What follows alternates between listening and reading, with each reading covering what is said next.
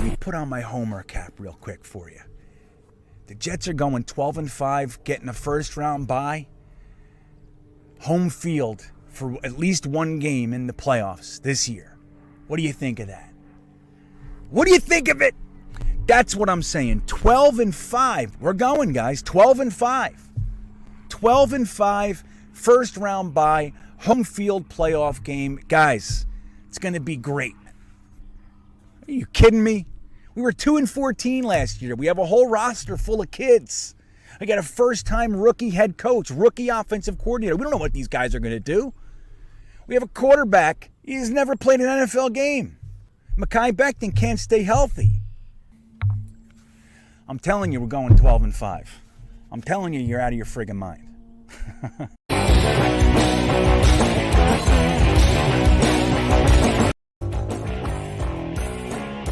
So he's loading up. He's stocking up on athletes. But at the same time, it's not just their athletic abilities. It's their character. Because why? What is Saleh talking about with outside distractions? He's helping guys navigate through life. We don't want to waste our time helping navigate through the legal system if we can avoid it. It's one of the biggest things, guys. And it's such a positive. Again, I don't know what the future is going to hold. All I can tell you is since Joe Douglas has been here, it's been completely devoid of this stuff. Quinnen Williams, that's it. And we know he's a good boy, damn it. He didn't do anything wrong. He didn't know. It's a mistake. I love that guy.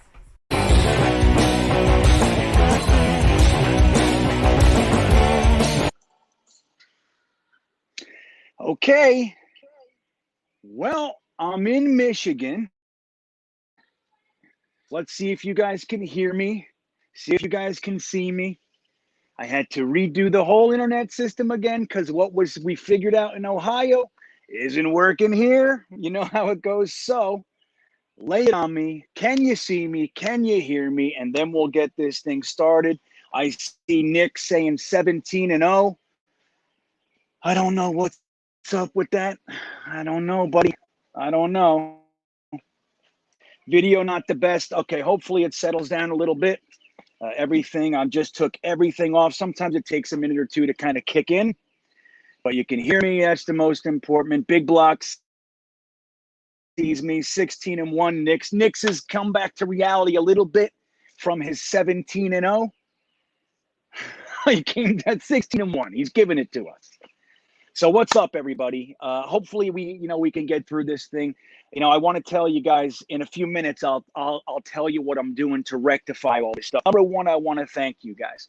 I think you're truly incredible, man. Like if I was dealing on the outside with the bullshit that this guy you're watching deals with, I don't know if I could do it. Honestly, I don't know. So I really do commend you, and I appreciate it, guys. Like more than you know. It touches me because I try so hard to get it right, and it's just like I'm in the middle of the woods in Michigan. Like I'm about 30 minutes east of Lake Michigan, and like I don't know, I'm in a place I've never heard of this place. There's nothing around here. There's no gas stations. It's 30 minutes away. It's the closest 25 minutes closest gas station. So anyway, it's nice that you guys deal with it, honestly. Hopefully, like what I was talking to some guys on Patreon the other night. We're in my Discord, and I was asking them about this, and they said, the most important thing is the community, is the chat. It's like our interaction with each other, and because I was contemplating like just putting the live thing down, and they said, no, man, it's really like. It's good to be able to see, everybody, and like we get together, and it's like a proper hang, So, anyway, I thank you guys, and I appreciate it because I love it too, man. Like I look forward to getting here and being able to hang out with you guys. Like I swear, I look forward to it. But then this Wi-Fi thing gets in the way, and I get miserable. It's like. And I asked myself, like, fuck, man, how much longer can these fine feathered folks deal with this crap? So let me say hello. I see Jack is here. What's up, Jack? Sneakers to boots. Blunted Vegas, congratulations again, sir. Derek's here. Gitmo Bob, my buddy Bob. Stephen Ingle, David D. Frankie's back. What's up, Frankie? Good show this week. I only got to watch about 4 minutes of it, but I'll finish it later. But I was interested. You look good too, man. I think you're looking good with you. I think you might be using Streamlabs or something. But anyway, I think it's good. Harry's here. What's up, Harry? Braden and Egg McMuffin Games is here. Mindy Adam. What's happening? Samir, Sharif, Jeff Otis Brown is back. Glad to have you, Jeff. Raphael. Yeah, man. You guys are all here. Mikey Mal, Shadow Maniacs here. Holton's back. Yeah. Jeremy Cravat, my friend, my partner in some respects. Bismo Charismo from New Zealand. It's good to see you, my friend. It's good to have you back. I'm glad you're here. I'm happy to hear the audio is good. So Ron's here. New York Jets Tales. Yeah, man. A lot of us. If I didn't say hello, John Amorello, it's not on purpose. I'm just going through, but it's good to see all you guys.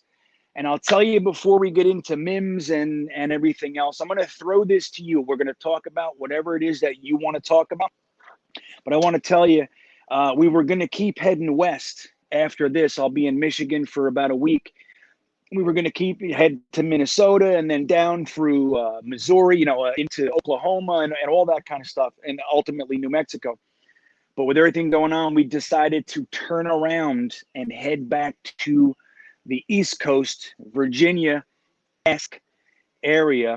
Number one, that's going to be really good for the internet because I have some stable places that I've done before, and Paulette's house, places like that I'm going to be able to do some of this from. So that'll be happening in just over a week, just about a week, and I'm excited to be able to do that. So this might be at an end, at least for the season. So during the season, I didn't think I was going to be able to get to any games, not a one. I was even testing out Denver. I got invited to go out there with a group of folks, like a Denver fan club to a degree, and I couldn't be there. So anyway, it looks like I might be able to make some Jets games, maybe even opening day in North Carolina or opening day up at MetLife. So if I get to do that, hopefully I'll get to meet a whole big batch of you guys. I think that would be incredible. So I'm really excited about a couple aspects. I'm disappointed that I can't go west, but I'm really excited that I might get to meet some of you guys and just go to a damn Jets game. I think that would be great. So let's look and see what you got. Again, what I want you guys to do, let me know what you want to talk about. I'll peruse the chat, and we'll grab stuff and we'll talk about it. Okay.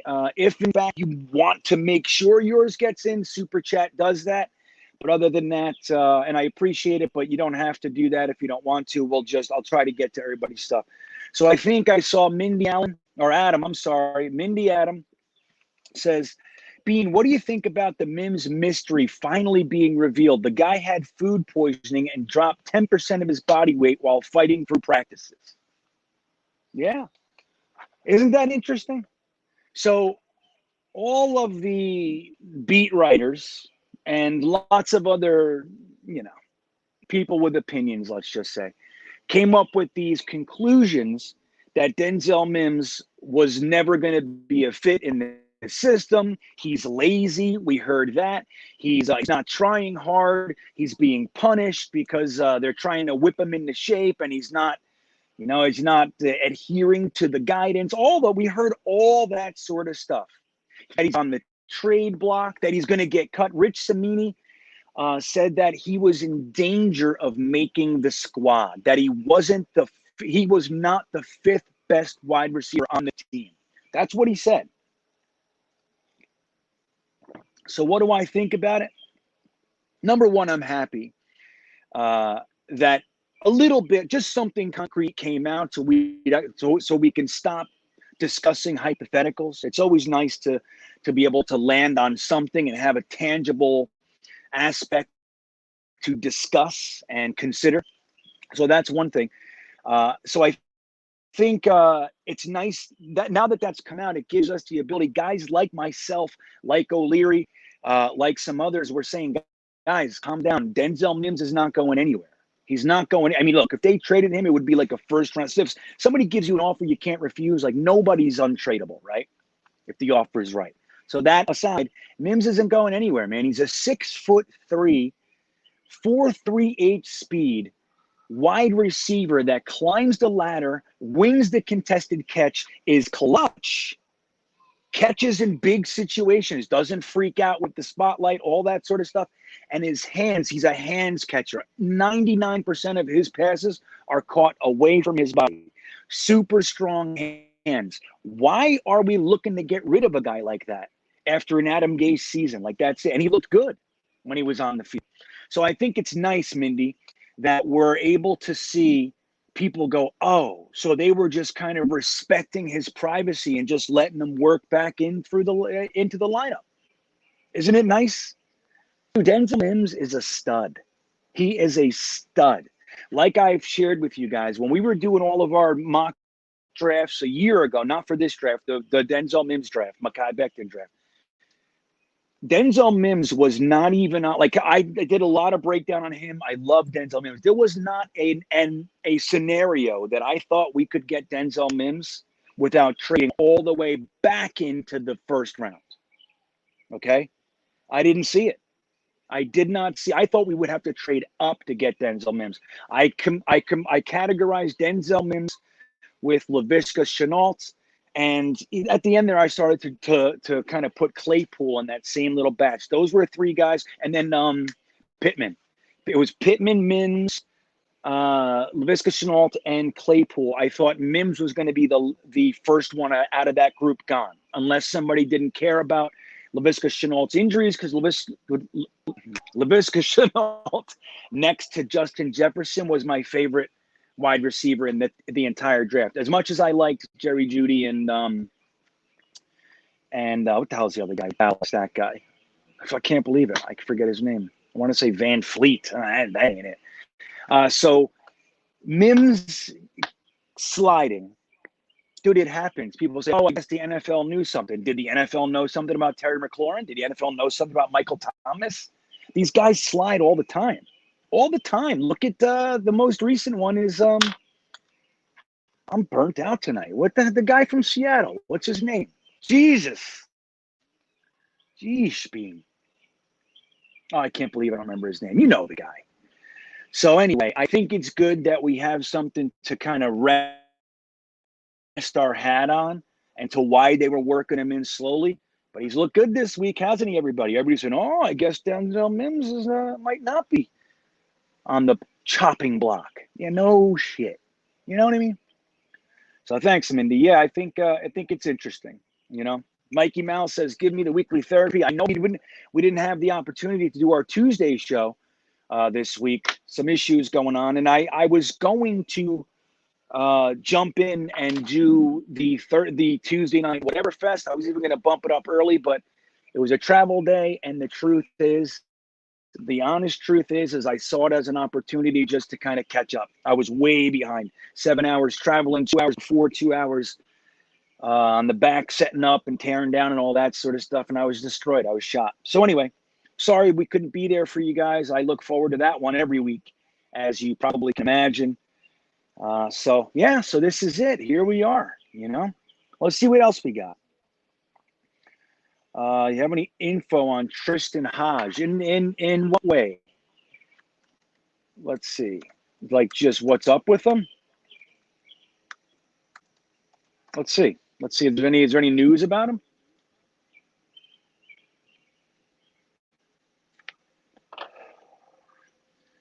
I don't know. I like him. I mean, there's a reason why he slipped to an undrafted free agent. Doesn't mean he's not developmental, but that is what he is. I think they have a lot of hope for him. Like, he's one of the guys, the way I looked at the undrafted free agent class of offensive linemen, don't forget, we had 4 of them in this class. 4 offensive linemen in this one single free agent class, all right, undrafted free agent class.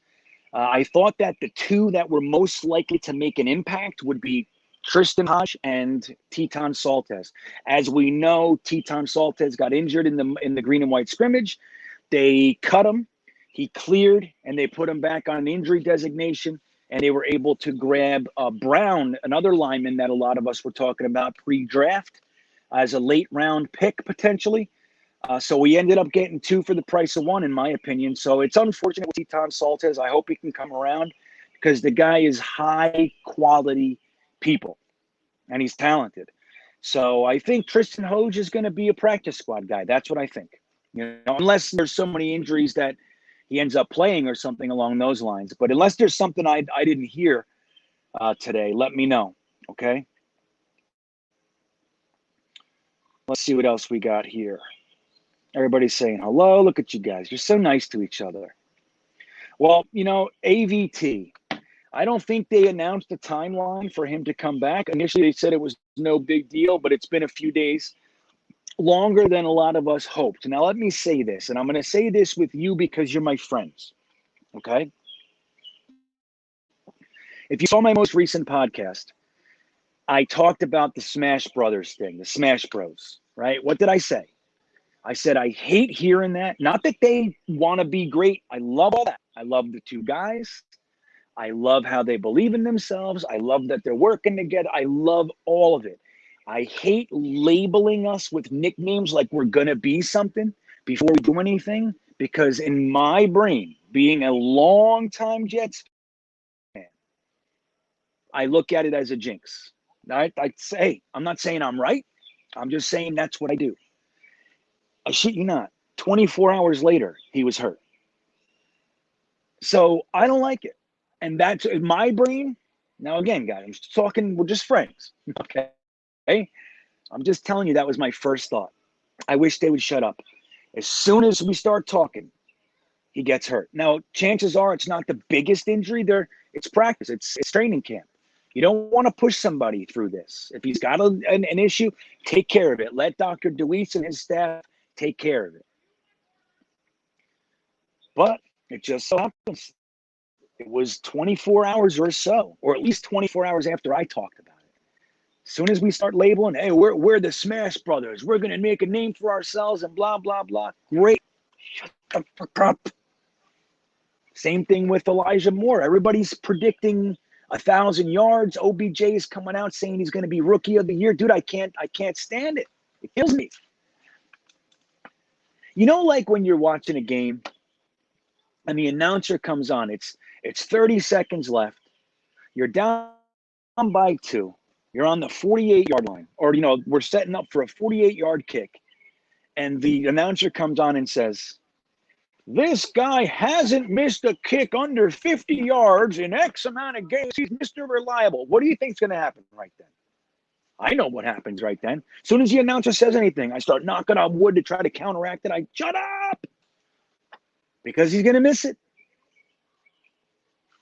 That's how it goes with me. That's my brain. And it happens a lot. So man, it happens enough that my brain can actually think it's real. Okay. So I just need us to stop. Now, Elijah Moore's got an injury. Now, probably not the biggest deal, right? These guys are hard workers that, like they take care of themselves. Goodness. But, dude, I don't like it. I don't like us talking about Zach Wilson throwing for 4,000 yards when we've only had 1 in our entire history do such a feat. Like, I can't believe I don't like it. I don't like it. It makes me uncomfortable. It makes me uncomfortable. Right, Samir? Not a nickname fan. Now, in just to make sure that we're clear here, I do like nicknames after they've created something. I love the sack exchange. Love it. I didn't like the Sons of Anarchy.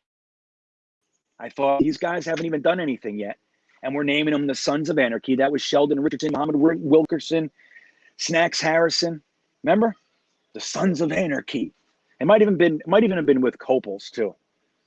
And they were done. As soon as they label them, Sons of Anarchy, done. That's how it goes. Remember, I mentioned it in the podcast. You guys remember 3 Men and a Baby? Do you guys remember that? You guys remember 3 Men and a Baby? We had Altoon.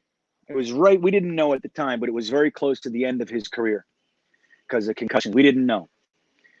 Rob Moore, who was a stud.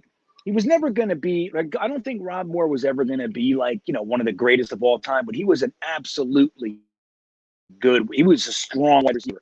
Coupled with Tune, they were good. Then we had Chris Burkett as the third, Terrence Mathis as the slot. It was a good group. But they named them 3 men and a baby. And without exaggeration, the next year they were all gone. I think Chris Burkett was still here. Was gone. Because they didn't do anything yet. You know, and it bothers the shit out of me, man. So I hope this is not the case with Becton and AVT. Trust me when I tell you, man, I do not want to be sage-like with this stuff. I don't want to be able to foretell, but it's just we've seen this so many times, guys. Please, shut up. I know you're excited, Becton. I get it. I know you guys are excited. You look excited. We love you. We love the potential. The Jets fan base is behind both of you guys. Please ask somebody about how to talk as a New York Jet, because our luck is not good and our curse is real. I don't know what it is or why it is. Name it. I don't know. But I do know it's real. Like when people talk about Joe Douglas trading Crowder, why? Don't we remember last year we had 5 wide receivers go down? We were literally signing guys off the street to start next week. I think we signed Jeff Smith and he started like that week when we brought him in earlier in the season. It's just like, guys, I don't know, man. I just don't know what we're thinking. We need to factor in the curse when we're preparing to be a team.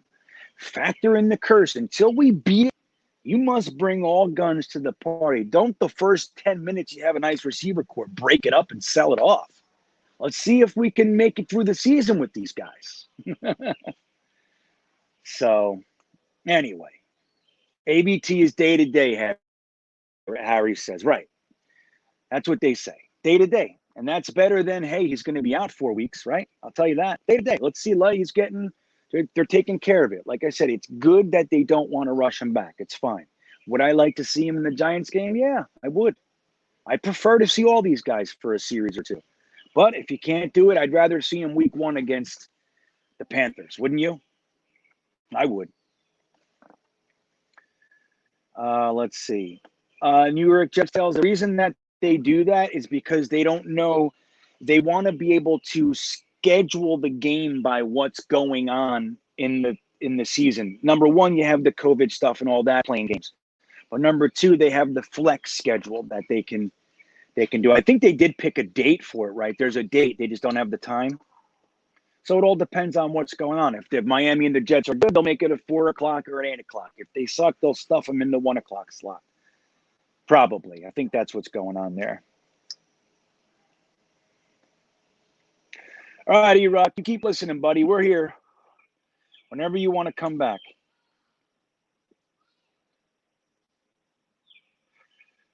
Yeah, Blunted Vegas has got it. Don't forget to like the video, guys. It helps. It helps us out over here, you know? Got 85 in the house. You only got a handful of likes. Hit that little button. It means the world, and it's so easy, isn't it? It's so easy. All right, let's see what else we got here. Went to Curly Newman. What's up, buddy? Went to training camp yesterday. It was hot as hell's porch. Yeah. Yeah, it's hot. Yeah. What'd you think, though? Did you see any? What stood out to you? I'll keep my eye out for you, Curly Newman. Or Curly Norman, sorry. Let us know in the chat. I'll keep my eye out for what you saw. What stood out to you? What were you drawn to?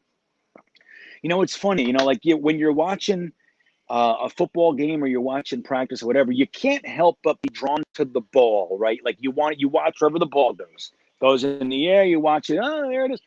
But one of the things I really like to do is actually key on a position group, you know, like or just a player. I'll take CJ Mosley and I'll watch him, see what he's doing. How is he responding? Is he getting out of position? All that sort of stuff. Rather than, hey, they broke off a big run. Was it this guy? Was it that guy? What happened? I love to watch the offensive line. I love to watch the defensive line. It's hard, though. I can't help it. If I'm not focused, my brain will follow the ball, and I'll go everywhere. So sometimes when I used to go, I've been to quite a few practices, not in a long time, but I used to go, and I would like pick a position group and just watch them. I like that. I like to do that. You know, the last one I was at, it's going to tell you how long it's been. The last one I was at, I watched our linebacker group for most of the day, or at least when I was able to. It was Marvin Jones, Brian Cox, and Mo Lewis. Come on, man. Those were some stud muffins right there. So what's Will DeClue saying? I like your take on St. Louis pizza. Not to get off topic, go Jets. And I think Wilson could be the real deal. But I really wanted Trey Lance or Fields. That's interesting. Yeah. I mean, look, you know, you guys have been hanging out with me a long time. I was really undecided on the quarterbacks. If I had to pick one, I would have made my choice. But I would have been just as happy with Trey Lance as I was, or Justin Fields for that matter, as I was when they picked Zach Wilson. We started to really know it was going to be Zach Wilson for the most part, right? But I was just as happy. If they would have said Trey Lance, I would have been happy. I would have. So it's one of those things. But I'm glad at Zach. I'm 100% behind him. I'm not going to told you so, any of that shit later on. But I think Zach Wilson is going to have some bumps, man. Like, we got to know he's a young man coming from BYU. And, you know, like I've pointed out, like my biggest concern was, and everybody tried to show me things, I never saw anything that alleviated this fear for me. I saw him under pressure very few times. And when he didn't look as good. So that's fine. He's young. So what is there to work with? The clay is more than moldable. It's fine. So I like that it's him, but I'm nervous too. I'm nervous for the fan base to give up so quickly. You watch. If he has 2 bad games in a row, at least half of our fan base is going to jump ship and say that Joe Douglas drafted the wrong guy. All kinds of Justin Fields fans are going to come out. Like, people are going to say, I always wanted Justin Fields. God forbid Trey Lance looks good in San Francisco and Mac Jones looks good in New England and Zach doesn't for a week. It's going to be like that. Just brace yourself. That's what happens here. Now, that said, I hope he just comes out and lights it up. That'd be great. But I fully expect tons and tons of bumps. I think this season's going to be rough. That's what I think. The good news is, we have an offensive line with some real potential to solidify and be something. That'll give him some time. Our running game looks like we have some guys that can run the ball, right? They might not be Emmitt Smith, but they can run the ball. And then we have some legitimate receivers. Corey Davis, Keelan Cole, Denzel Mims, Jamison Crowder. These guys can play football at the NFL level. All right, Elijah Moore, I don't know what he is yet. Looks fantastic. But I don't know if he'll ever play a game. I don't know. Right? So that is what it is. But I'm nervous. I'm always nervous. But I don't let it kill me. You know what I mean? I don't let the Jets ruin my day anymore. But I do I just know. I just know it's going to be rough. For the most. It's going to happen. It's going to happen, guys. So, but yeah, that was my St. Louis pizza.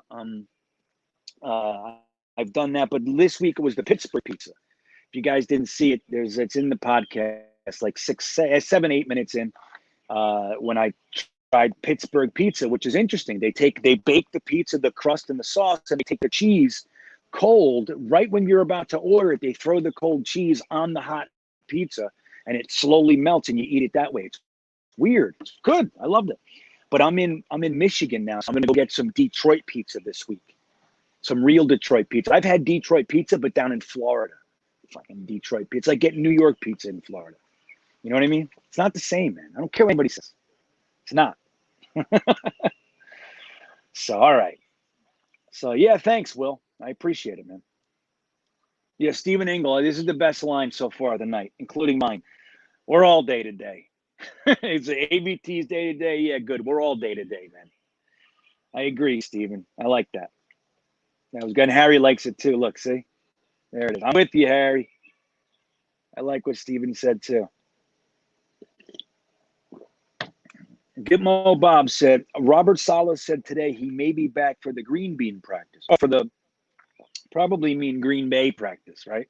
Not the GreenBean practice. That's how I saw it. So that'd be good. Yeah, that'd be good. I mean, look, dude, if we got to keep him out for the Giants game, so be it. So be it. They were only going to play 2 series anyway. If it's an up and 3, down and 3, we're talking about 6 plays. right? If it's up and 3, down and 3, 2 series, that's 6 plays. I'd rather him not play those 6 plays and just sit and wait till next week. I'm excited about it, though. I'm excited about the Giants game. I'm excited to get this thing going. I'm excited to start playing other people. All this iron sharpens iron stuff and all that's all great. I believe in it. I'm with it. But I like to see how they're going to be with other people. And I like that we're practicing against the Packers before the game, and then we're practicing against the Eagles before the game. I think it's great. We've maximized this preseason window that we have here. So, all right, let's see. Shadow Maniacs. How many series do you think Wilson will get this? I'm thinking 4. You know what? I think they said about 2 Shadow Maniacs. So I think we might be lucky and get 3. Like you pointed out, in the event our defense just shuts them down. Like, let's say we go up in 3, down and 3, they go up in 3, down and 3. We go up in 3, down and 3, they go up in 3, down and 3. I think you might see them another series or maybe 2. Other than that, I don't know. They're not gonna overload him, and they also know how fickle we can be. If they overload him and he doesn't look good, everybody's gonna jump ship. Robert Saleh's already dealing with it. You see. But I think probably 2, maybe 3. That's what I'm thinking.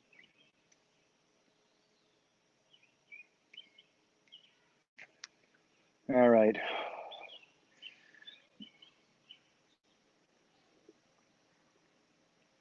Back off there trying to get chemistry. Be quiet, Blunted Vegas. No, they are young, but that's the thing. I'm with it. I'm with trying to get chemistry if you're talking about the Smash Bros. I just don't like the nickname yet. Not yet. Keep it. Save it. Make your T-shirts and just put them in the closet. And week 8, when you're among the elite, bring them out. Sell them to us. I'll buy one. You know what I mean? See that? Sneakers to boots, right, man? Look, I couldn't help it. I couldn't help it. I didn't want that to happen. As soon as it happened, I said, geesh, come on. When are we going to learn around here? Robert Saleh should have talked to him, but he doesn't know yet either. He thinks it's going to be like San Francisco. It ain't San Francisco over here. Nothing's going to go well just because you want it to. It takes true work, or it takes real attitude, man. It just does. All right, let's see what we got. I'm going to back it up a little bit. Let's see. Jeremy Corvette, my buddy. How you doing, Jeremy? Glad you're here. It's good to see you, man. Zach is practicing the smartest way. He's not working on his strengths right now. He's trying to grow in his pocket game. Once he is unleashed, everyone will see. That's great. And I got to tell you this, and you guys can let me know. What did you think about that comment? Dude, I'm using practice to practice. I'm trying to see what I can get away with. You guys are judging me as if it's the fucking playoffs. He didn't say that. I said that. But, it's like we're judging him as if he's trying to win the practice. He's not trying to win the practice. And the way that he said that, I was a big fan of. I'm in favor of that. Dude, lay off. I'm practicing. I'm trying things. How am I going to know what I can and can't do in a game if I don't do it here? This is where to do it. This is where to do it.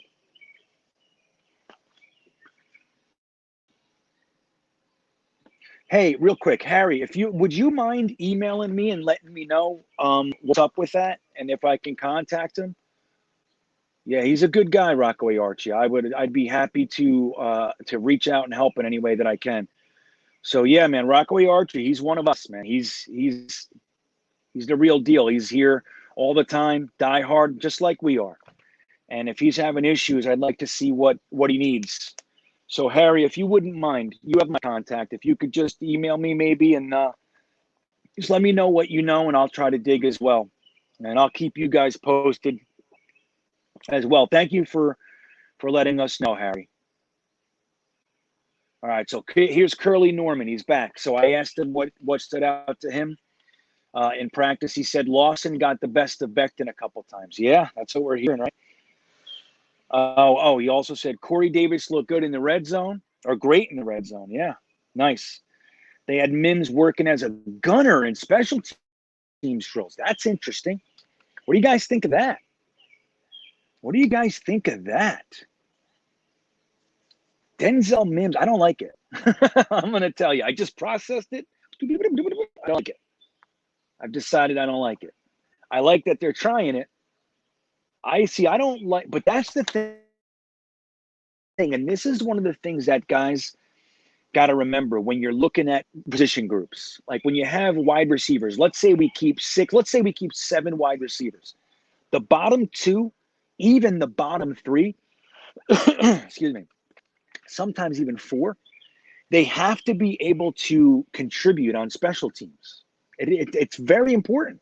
The same thing goes with your defensive backs, your linebackers, your tight ends. These guys, the bottom end of the roster, the guys that aren't counted on to start and play 50, 60, 70% of the snaps or more, those guys have a group. Get out of here. See that thing? We have Corey Davis. We have Elijah Moore. We have Denzel Mims, Jamison Crowder, Keelan Cole, Berrios, Vincent Smith, right? So Corey Davis is not going to play special teams. He's our number 1 starter. Crowder is probably not going to play special teams. So then you have Mims, Keelan Cole, Elijah Moore. And one of those probably won't. Maybe 2. So then you got the other guys. They have to contribute. Berrios can contribute on special teams. Keelan Cole could be a return man. He can, as can Berrios. Denzel Mims is not going to be your return man. So they're trying to see what he can be as a gunner. Gotta have to do it. That's why you want to get to the top of the roster, boy. You know what I mean? You don't want to have to do that. Special teams, that's where the crazies live.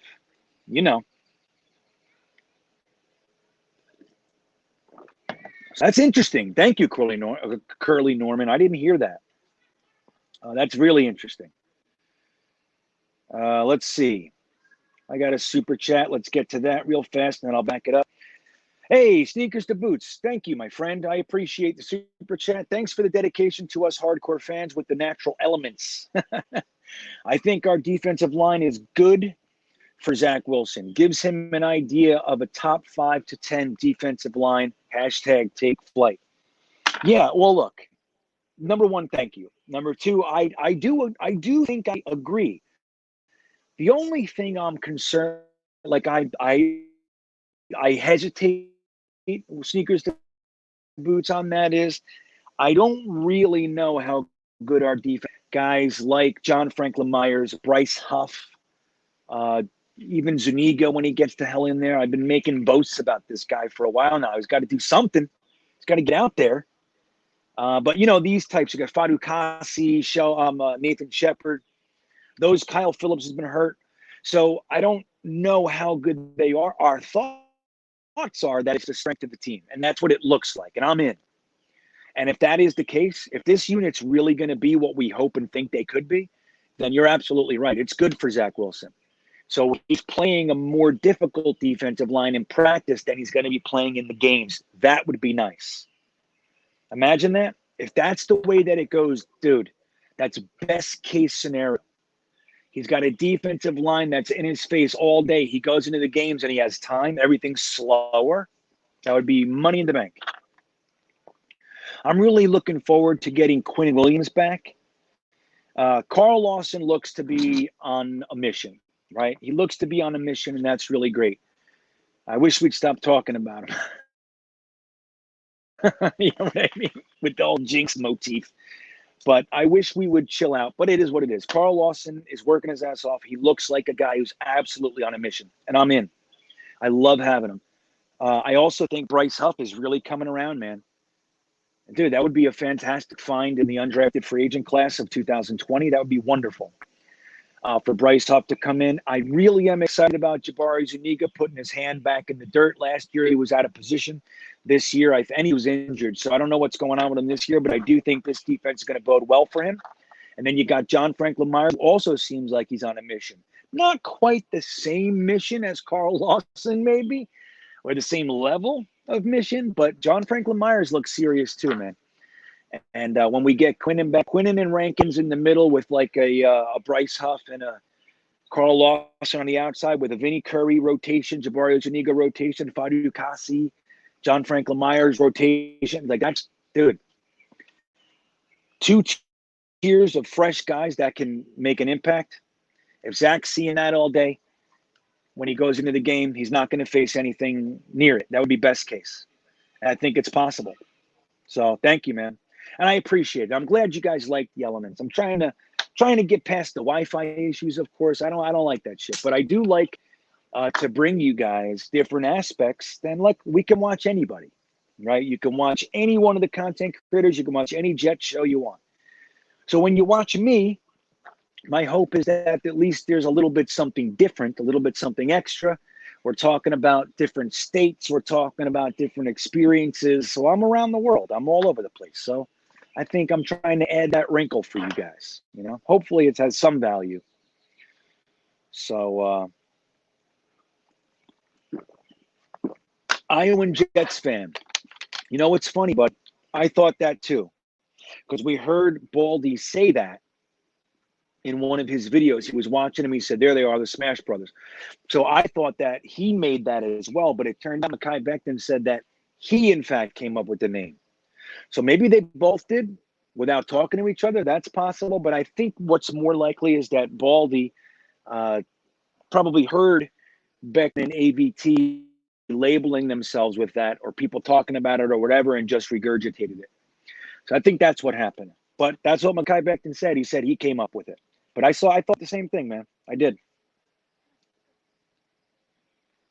Right, Joe. And this goes back to the Zach Wilson thing, and also with Sneakers to Boots' point. It's that if Zach is going to need time, the NFL game is an entirely different level, man. Okay? It's an entirely different level. And even in college, he wasn't in the SEC. He wasn't playing against fierce pass rushing defenses. His line was able to take care of pretty much everybody that they faced, for the most part. And when he was pressured, it was so out of the ordinary that he didn't look as sharp. He didn't look crisp. Right? Fair. It's not a knock. People like to say it's not true. It is true. It's true. And that's not saying he's not a good quarterback.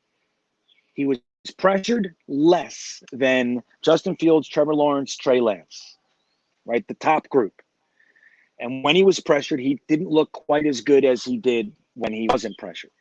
But if he's going against our defense, and our defense is going to be as good as that we hope and that we think they are, that's going to help him with what you're talking about, Joe. And when he's actually going into the games, if it's not as fierce of a defensive line as he's playing in practice, dude, the whole game's going to slow down for him. It's going to accelerate that process. And that would be delightful. Hey, Greg Tarr, what's up, buddy? I don't think I've seen you in a while. It's nice to see you, man. Coming back. Took a little time off. Hope you're well, my friend. Keyshawn made a good point about Zach's comment. You shouldn't be seeing what you can get away with in practice. It will become habit in games. I don't know.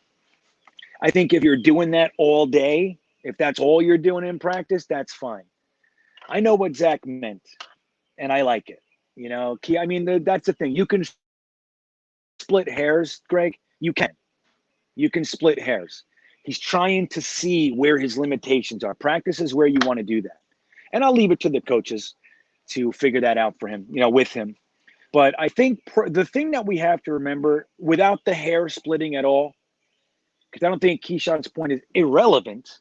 I just think, okay, let's see if he's talking about that more than one day, or something along those lines. So I think if we get away from the splitting hairs piece, we have to remember that this is literally practice. What are you doing in practice? You're trying, you're seeing, what can I do? Where can I throw it? How fast can I get it there? Whatever it is. Can I hit the flat when the defensive back is here? Like, you want to be seeing that stuff. Where your limitations are is of paramount importance. Where you want to figure that out is in practice. Unlike so many other quarterbacks, namely, I'll bring one example. Geno Smith waited to the games to figure that out. Let me see what it's like. Let me see if I'm not my own goal line, if I can take the ball and swing it around my back and get away from a sack. Yeah. You remember that one, man? Greg, you remember Geno Smith trying to put it around his back on our goal line? Turning a safety into a touchdown, I think it was. So anyway, I thought I would rather see it in practice. Not an irrelevant point. I don't mean to sound like that, but anyway, nothing anyone is saying is evidence that Zach Wilson won't succeed. I mean, we can do this all day, Jeremy. Nothing anyone's saying is proof that he will succeed. There's no proof of anything. There's none. My whole point is we're going to need to give him a minute. That's it. Have patience with the guy. We just used a number 2 overall pick, a general manager that by and large has done a good job tearing down and wiping the floor of the worst, most poorly built franchise in the NFL. In 2 years, he has completely gutted it, completely changed the culture, all the way from medical to contracts to agent interaction to players. He brought in a coaching staff that we respect, that we at least think has legitimate potential. We didn't feel that way with Adam Gase, and half of us didn't feel that way with Bowles. It was like, okay. But most people feel pretty good about Saleh and LaFleur and Ulbricht, right? And then Boyer. We feel pretty good. So let's trust them to have made the right pick. So when they run into issues, which they're going to, I'm just telling you, they're going to run into some issues. Let's give a second. Let's give them some room. Let's give them a minute to breathe, and let's support them anyway. Let's let them know that we're behind them, rather than, you suck, Justin Fields. We should have kept Sam and traded the pick. It's all coming. If there's too many bumps, it's all coming. You'll see. You'll see. Right, Jeremy?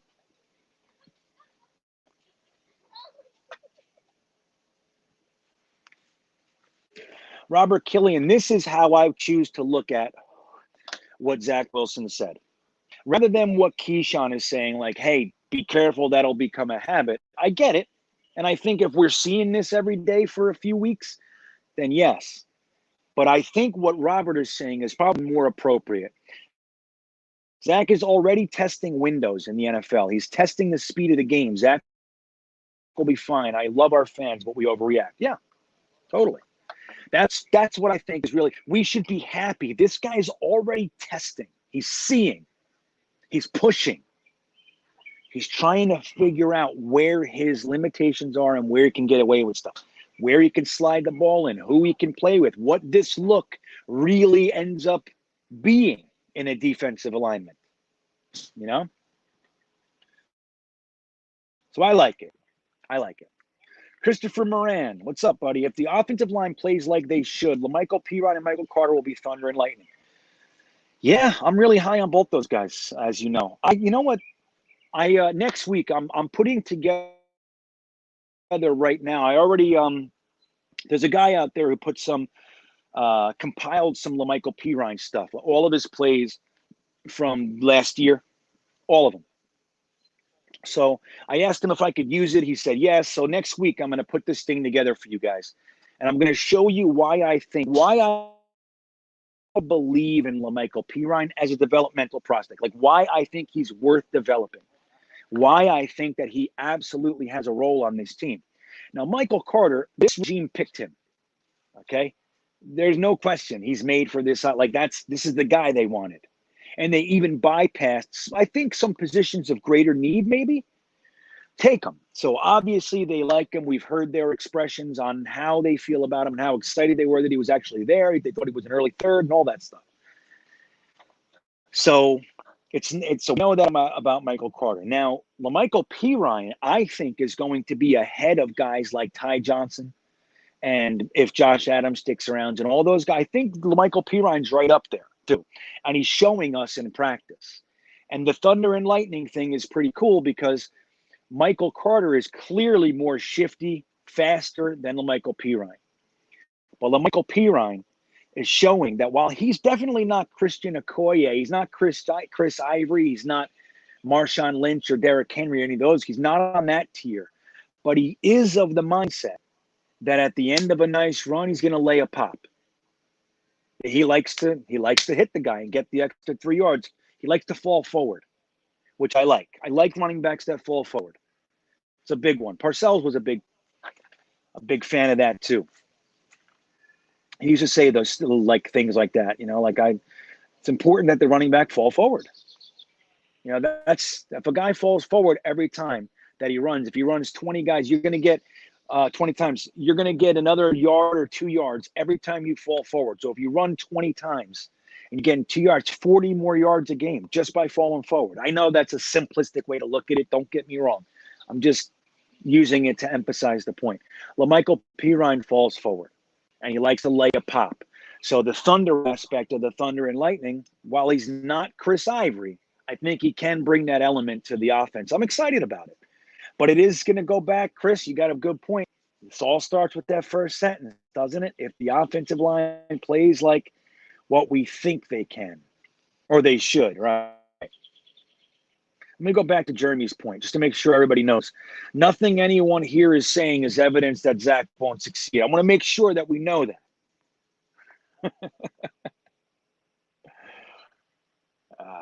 He's like MGD, Maurice Jones-Drew, Rusty, right? Michael Carter, Michael Pirine. I like those guys together. Hey, Matthias Simon. No break, buddy. I'm with you. I was just thinking about you earlier today, man. I was thinking about the green and white scrimmage, and I was thinking about the green and white scrimmage that you and I went to so many years ago. I was just thinking about you today. Where was I? Oh, you know where I was? I was swimming in Lake Michigan earlier today. Isn't that neat? It's the coolest thing, guys. I don't know if you've ever swam in one of the Great Lakes, but it's the coolest thing because it's huge like an ocean. I mean, it's huge. It looks just like the ocean. And the waves are coming in like the ocean, big waves. People are boogie boarding. But there's no salt. So when it gets in your face, it doesn't burn your eyes. And it's like fresh water. It's incredible. Anyway, I was sitting there relaxing after a swim in Lake Michigan, and I was thinking of you, Matt. I swear. That's the honest to God truth. I don't remember what it was. It was something to do with the green and white scrimmage. But anyway, I'm glad to see you, my friend. It's nice to see you. Always. Let's see what sneakers to boot. People made fun of JD sleeping last year. Most of us would have resigned week 1. Trust. Remember that? When he was looking down, they showed him, and he was looking down at his phone. He's working all the time. But that's funny because he looked like he was sleeping. He was done. How long could you watch Adam Gase ruin everybody? Every young kid on that team was being mismanaged. Every single one. I mean, you got to give it to Greg Williams. At least was passionate, and I like Greg Williams. I don't care. He's old school. I think he's done. You know what I mean? It's fine. His time in the NFL has passed, but he was a good defensive coach. He was just live by the sword, die by the sword. But at least on the defensive side, the players respected him. They played hard for him, and there was some development going on. The offensive side, nothing. There was nothing going on. And Joe Douglas knew it. He knows what he's watching.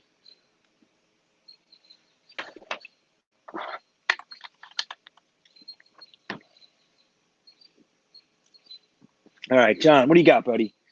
It's good to see you, John. I was talking about it. I'm heading east again for the football season. I'll be East Coast for the football season. And I was talking the Sack Exchange, and we're talking about potentially getting another Coney Island trip going. I had so many people that said, "Oh man, I wish I kind of realized what this was going to be." A lot of people said they want to go. It's not official yet, but I'm really thinking that we might put together a part 2. I'd love it if you came. It'd be great to see you again. John, as many of us know, came to the initial Coney Island Jetsfan meetup. And so anyway, I wanted to tell you, buddy, I hope you come. I think Zach is referring to the offensive install. He's learning these plays for the first time, and he's saying he's testing the waters in that type of situation, having gone through it for the first time. Yeah. I mean, that makes perfect sense to me. That's what it is. It's like you have a guy who's a rookie. He's never played in the NFL. He's in practice, new plays, new schemes, new vernacular, new players, new defensive fronts. And he's trying to see what it all is for real, what it really is. What am I in this thing? What can I do? What can I do? I look at it as an incredible positive. I really do. I really, really do. I really do. I really, really do. So anyway, it's good to see you, John. Let's see. Bismo Charisma, what's up, man? Thank you for the super chat. Hey, Green, what are you keen to see in the first preseason game against the Giants? I can't wait for it. Number one, I want to just say I really appreciate how you expressed that. It's nice. What are we keen to see? I like that, Bismo. I do. So I think what I'm really looking for, these are the two things I want to see. I want to see offensive line cohesion. That's the thing. I'll be looking at the lines. I want to see offensive line cohesion, and I want to see defensive pass rushing effectiveness. That's what I'm looking for. Those are, I think, everything else comes from that. Like, no matter, I want to see Zach Wilson look sharp. I want to see some nice balls. I want to see some nice receptions, crisp routes, all those things. But where my focus will be, Bismo, is I'm going to be looking at the offensive line. Probably most of my attention will be on the right side. If AVT and Becton are in there together, I'm not going to be able to take my eyes off those guys. I'm telling you. I want so badly for them to dominate. Like, I want so badly for them to dominate, guys. But so those are the two things I think I'm going to be really keen on keeping my eye on. How well the offensive line plays together. Are they missing assignments? All that sort of stuff. Even if they are, I'm not going to jump off a cliff. But that's what I'm looking for. I'm looking to see what John Benton, our offensive line coach, is able to do with these guys. I want to see how the right guard competition is going. I want to see if Cam Clark can get on the field. I want to see how bad the drop-off is if Feeney's in there. I think Feeney might end up starting if AVT's not there, so that'll be what it is. But I want to see where the drop-off is. I'm looking at Fant versus Moses. You know, I'm drawn to positions like offensive line, defensive line, tight ends, and linebackers. Those are my people. Whenever I played football, when I was younger, I was a running back. But most of my life in high school and then after high school and some semi-pro and then flag and all that, professional flag, all that sort of stuff. I was always an offensive lineman, a defensive end, or a weak side linebacker. That's what I was. I was always that. So I'm drawn to those guys. You know what I mean? I really love those positions. When they're played well, they're beautiful to me. So that's what I'll be looking at. If we can start to generate just the first whiff of a pass rush, buddy, just the first whiff, a little bit, I'm going to be so happy because let me tell you, we haven't seen it. Even when we generate pass rush with blitzing, that's not a pass rush. I want to see 4 guys on their hands in the dirt. I'd love some 4-point stance. You'll never see that again, I don't think. But some guys with their hand in the dirt beating the big uglies in front of them to get to the quarterback or stuff the running back in the backfield. That's what I want. So I'm excited too, though, man. You know, depending on what's going to go on, I think I saw O'Leary and Ryan was doing something. I'll figure it out. Maybe we'll get something going. I think I'm going to live stream it for Jetnation. I'll let all you guys know. I'm definitely doing every game of the season for Jetnation. We're doing live streams for every game of the season. But I don't know about the preseason yet. I'll probably do something. But then it won't be on this channel. It'll be on Jetnation's YouTube channel. I'll keep you guys posted so you know. Harry says the Giants have an awful O-line. Well, then good. I want to see. It's nice to start simple, isn't it, Harry?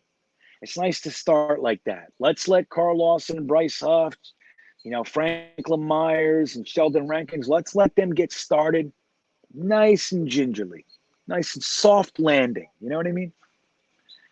I like it. Oh, Greg, this is a great point. And I should have said this. Damn it, Greg stole it. And this is clearly most important. And I thank Greg for bringing it to our attention. I want to see 100% healthy players at the end of the preseason. I've had it with losing good players in meaningless games.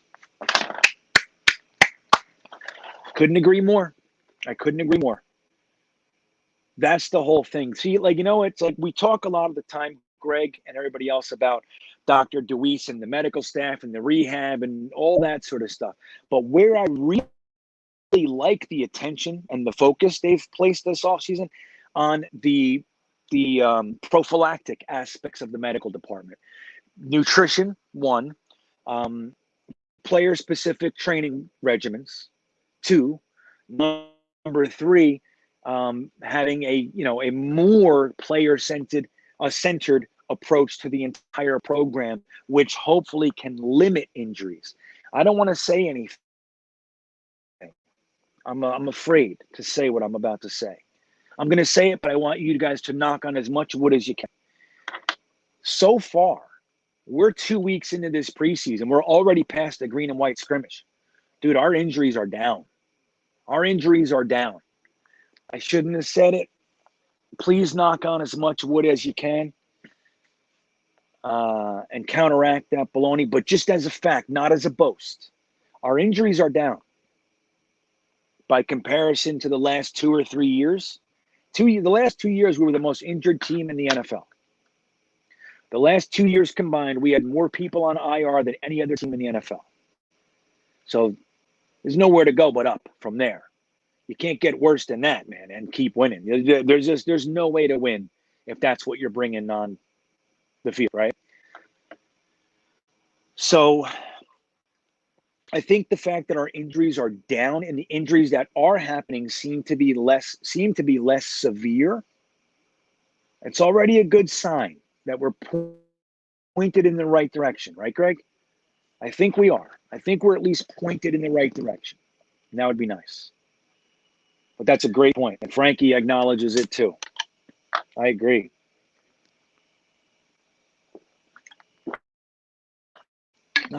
Thank you. Thank you for dealing with my sips. I got coffee and seltzer. I'm all over the place. This is what it looks like when I try to stop drinking energy drinks. I'm taking a swig of coffee and washing it down with seltzer. Not really, but, Let's see here. Let me back it up a little bit. Let's see another Vinny Testaverde situation go down. What, with like a quarterback coming out of nowhere and just being great? That would be good. That would be good. Who's that? Oh, hey, buddy. What are you guys talking about? Right now, I'm scanning the chat. We were just talking about injuries. Oh, man. I mean, who's injured right now? Tomorrow, I'm going to scout the Bills. What do you mean scout the Bills, Frankie? Aren't they playing right now? Are they playing?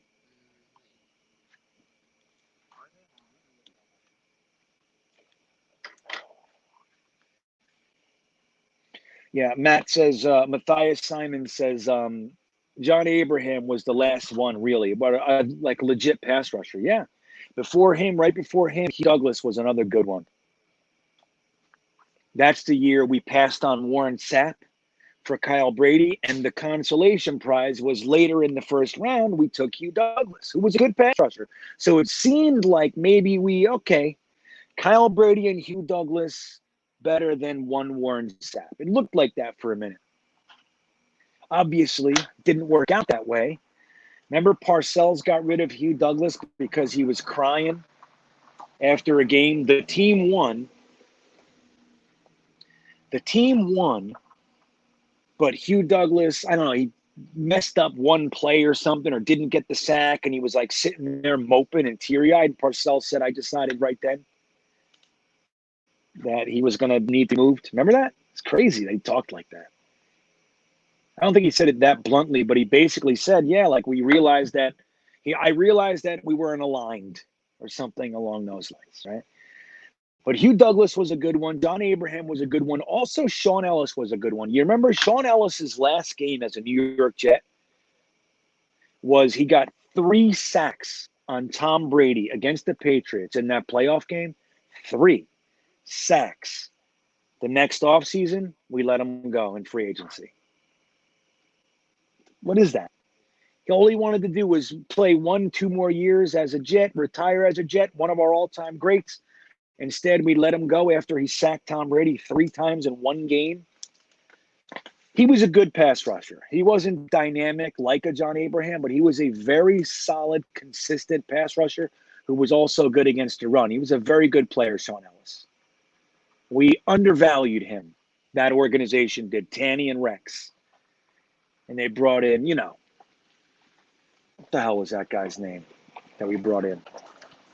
Remember the guy we brought in earlier that year? Price, maybe? Remember? Price? I think his name was Price. But it's been a long time, man. I would like to see, this is what I'd like to see. I'd like to see Carl Lawson actually materialize and be that legitimate pass rusher that we've wanted for so long. 12 to 16 sacks, something like that. And then I'd like to see Jabari Zuniga and Bryce Huff be 5 to 8 sack guys. And then them not be good enough for us not to take an elite pass rusher with one of our first-round picks next year. So then we have a rotation of this elite kid alongside Carl Lawson on the ends, and then them rotating with Bryce Huff and Jabari Zuniga. So we have young studs. And think about it. We got Carl Lawson for 4 years. We'll have the new kid for 5 years. We got Huff for 3 more years or 2 more years at that point. We got Zuniga for 2 more years at that point. These guys will be together. We'll have a sick pass rushing rotation. That's what I want to see. That's how I would do it, guys. I want to see Bryce Huff and Jabari Zuniga. All I want to see them be is good rotational guys. That's what I want. And then we can go blue chip next year with either our top first round pick or the second first round pick, depending on how it all falls, of course, right? Blunted Vegas. This is interesting. Somebody said this something similar to me earlier this week. That wish the situation was such. Sorry. That Zach could sit. So he says, just wish Zach could sit a year and learn. They are throwing him into the fire, and I don't know how his mental side will react. Yeah. Well, that you guys know. Ever since they changed in 2011 with the CBA and all the changes that they made, it kind of put an emphasis on those first 5 years of the quarterback in his rookie contract, trying to build the team during that time, because afterward, as you know, the money becomes prohibitive. So the idea of drafting someone in the first round and sitting them for a year, it's all but gone. It really is.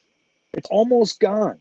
You're seeing it with Trey Lance. Jeremy Cravat, who's in the chat, has been writing the articles for us each week about the keeping tabs on all the rookie quarterbacks from this draft class across the NFL. And he said, and don't forget, Jeremy's in Sacramento, so he sees this on a daily basis too.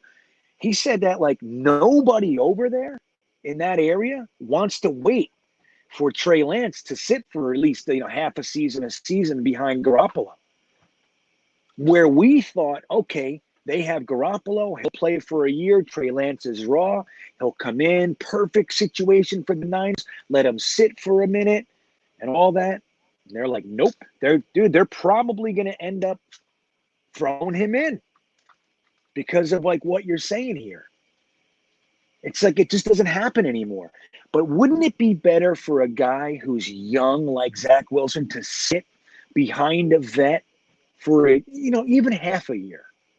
8 games, and just no pressure, no thrown to the fire, no week 1 against the quarterback you replaced. There's a lot of pressure there. We're throwing him in. And we were 2-14 last year. And hopefully he's got the mental wherewithal and the makeup to be able to make it through that. I wish to, man. I think I come from a different era, right?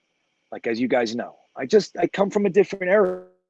where it was totally acceptable for quarterbacks to sit for 2 or 3 years. That's the way it went. There was nothing wrong with it. Sit for a year, no big deal. It was perfectly acceptable to have the same backup quarterback for 5, 10 years. That was your backup quarterback. Before free agency and all that. It was a whole different world. It really was. But I'm with you, buddy. So Matt says, how about the kicking game? How about the kicking game? I don't know. I think I checked yesterday. I think it was they both went 4 for 4 at one point. I was looking on the Jetnation stream. I don't know if you guys know about that, but if you're ever looking to for a consolidated place for it, just all the tweets that are coming out about training camp, Jetnation has a thread every single day where everybody compiles every tweet from every single person. Connor Hughes, DJ Bieniemy, Samini, Sabo, everybody who's tweeting about the Jets that's at camp, it's all in one thread. So I peruse that. That's usually what I do. I midday, I don't wait for tweets. I usually do my thing during the day and then I check back and I read the day's tweets, right? I just find that to be better for me, my psyche. So, but I saw at one point they were 4 for 4, each of them. So that's good. But I still think, dude, if the Bucs cut Jose Borregales, which I don't think they're going to, I think they're going to trade him. I don't think they're stupid enough just to cut that commodity. If they cut him, I don't know. I can't see it. How do you do that? There's, half the league wants a kicker. Why wouldn't you at least get a 5th or 6th round pick? You showcase him in the preseason. If he does well, you trade him. But if they do cut him, I think Jose Borregales is absolutely going to be claimed off waivers by the New York Jets. That's what I think. But up until that, Matt, I just don't know. But it would be, hey, if Nagar or Amendola come out and they do well in the preseason, and Joe Douglas, who seems like so far he's been loyal to a fault with these kickers. I don't know what that is. But if he decides to go with one, then, we'll see how it goes. You never know. Don't forget, Nick Folk was cut when we signed him. Then he was one of the best kickers we ever had for a few years. Jason Myers was cut when we signed him, and he ended up going to a Pro Bowl. So it doesn't, it's not always so easy with a kicker. So who knows? Lawson. So this is what Slaugo wants to see in the game. Lawson laying out Jones, and a fight breaks out. And Joe Klecko runs from the stands and knocks someone out. And then Klecko picks up somebody and slams him, and the NFL goes, you know what? It's time for that animal to go into the Hall of Fame. Wouldn't that be great? Oh, how is this guy not in the Hall of Fame? Yeah. Hey, Angel, interesting. Is Avery Williamson signed yet? Let me see.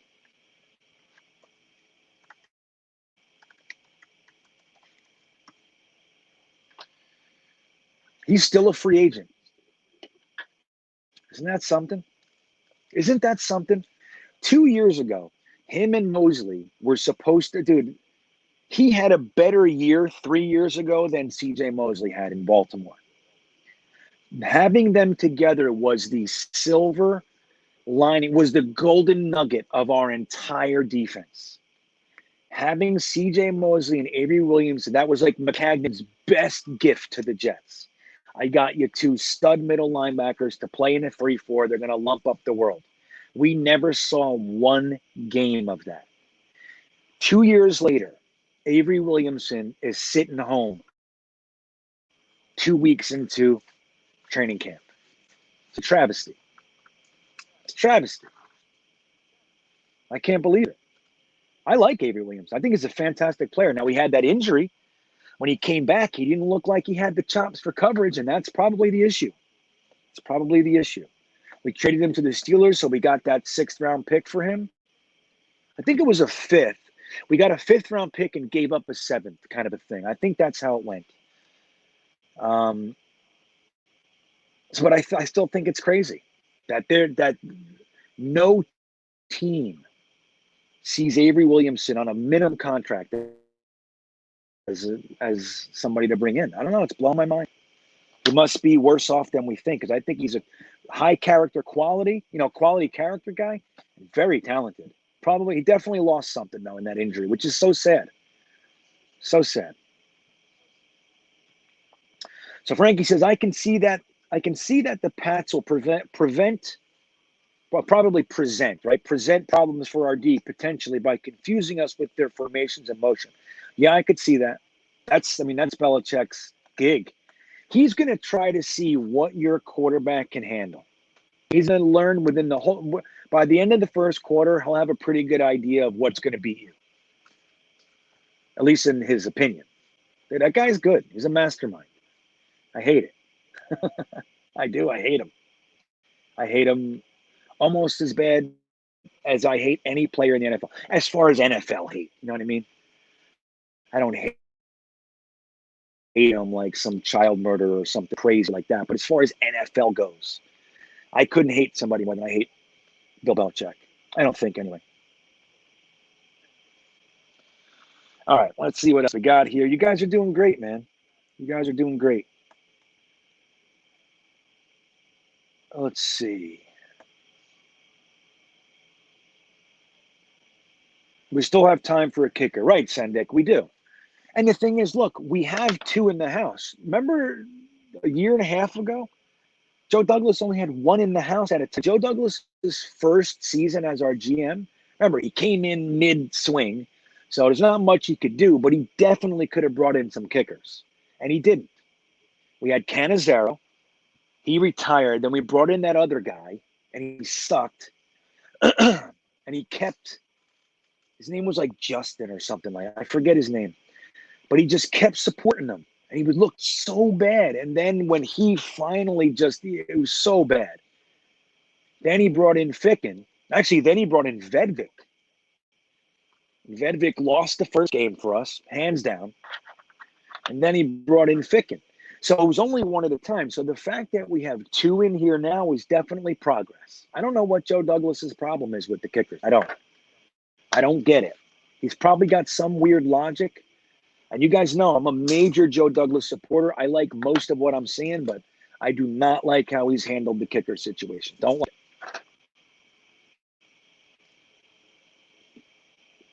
it. So, yeah, Curly Norman, same thing. I really hope the Jets get a kicker at Foster Cuts. You guys, they don't seem like they are it. Yeah. I mean, it's going to be, I think, Curly, in the preseason games is when we'll see. There should be numerous opportunities for them to kick. So I think we'll see it then. In kickoffs, you don't really have to worry about so much anymore, right? Pretty much they've really sterilized the kickoff game in the NFL, which I get it for injury's sake. I do, but I hate it because I loved it. I think kickoffs are exciting. I love special teams.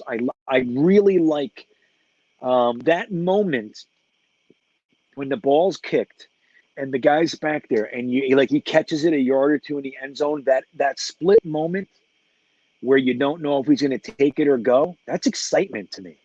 There's a decision that has to be made. Once the decision is made, everybody has to respond instantly. All right, that's it. He made the decision, and sometimes it's he's like 6 yards in and he decides to run it out. Dude, that's exciting to me. And it still happens, but we've all but taken that out of the game, and it's sad to me.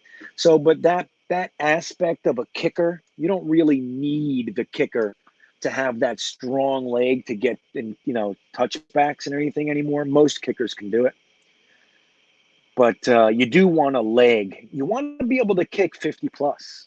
You don't want to have a kicker that anything over 45 you can't kick. That's unless he's money. 100% 45 and up, and then 50% after that, then okay, you might be able to deal with that. I want a guy who can kick 55 without question. Over 55, that's where it starts to waver a little bit. I don't want, so you want that leg. That's why I really liked McPherson or Riley Patterson, right? In this year's draft. I like those guys. I liked Jose Borregales too. If we end up getting him, that'd be great. But I still think they're going to trade him. This whole hope that we're going to just get him on waivers, I don't think the Bucks could be so stupid. You can definitely get a 6th or a 7th at minimum, because they know. Like, think about if you're, I don't know, everybody's kicking game, but let's say you're the Arizona Cardinals, or let's say you're the, what other teams? Chicago Bears, and you need a kicker, and you know that the Bucks are going to get rid of Jose Borregales, as good of a prospect as you could hope. And you know that if they cut him, he's not making it to you because the Jets are number 2 on the waiver wire. Wouldn't you throw a 7th at him to ensure your kicker? This is why I think it's so stupid that they don't just fucking draft a kicker. Just draft him. Don't take all this baloney out. Use a 6th round pick. Use a 5th round pick, for God's sake. If you have more than 1/5, use a 5th and take your damn kicker and end it. It's silliness. All right. So anyway, I'm with you. Blunt in Vegas says, Klecko talk time. Let's go. That gets me fired up. Yeah, I mean, it's one of those things. I got into this discussion. It wasn't even a discussion. In my opinion, the guy was not really worthy of argument. He wasn't really bringing out any points. He was just being, like when you try to get into a discussion with somebody and they just keep bringing up points that aren't really the point. So you try to correct them, and then you say, look, man, that's fine, but that's not what I'm saying. And they just keep doing it like they don't get it.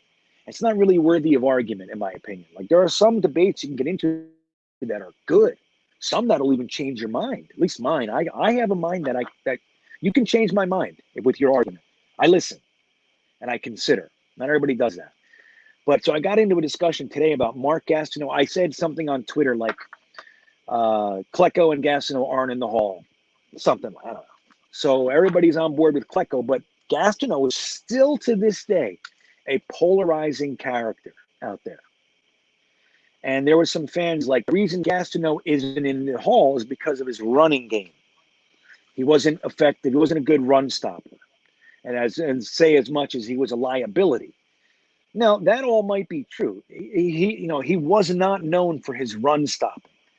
But if you're so good at something else, like if you're so good as a pass rusher that you are a 3-time All-Pro, 5-time Pro Bowler, 2-time led the league in sacks, and 1-time defensive MVP, and are second on the all-time list for single season sack record, you don't have to be good at the running game. You understand?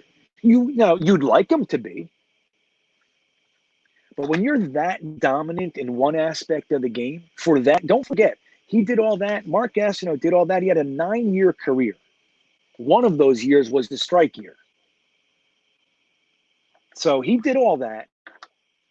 And he's got like 170 seconds, some crazy shit like that. Now with the adjusted numbers, forget what it is, 107 in 9 years.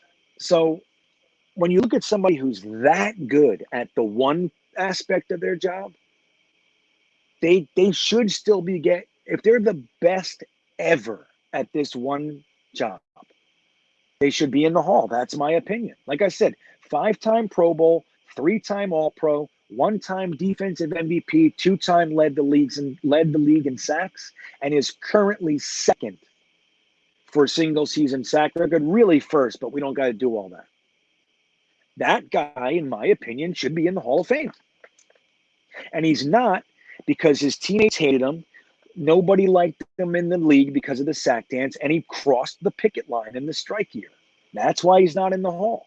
And then he quit on the Jets in 1988 to go take care of Brigitte Nielsen. Remember that? He had 7 sacks that year. He was doing great. He was back. And he quit. So that's why. I get it. It's a personal thing.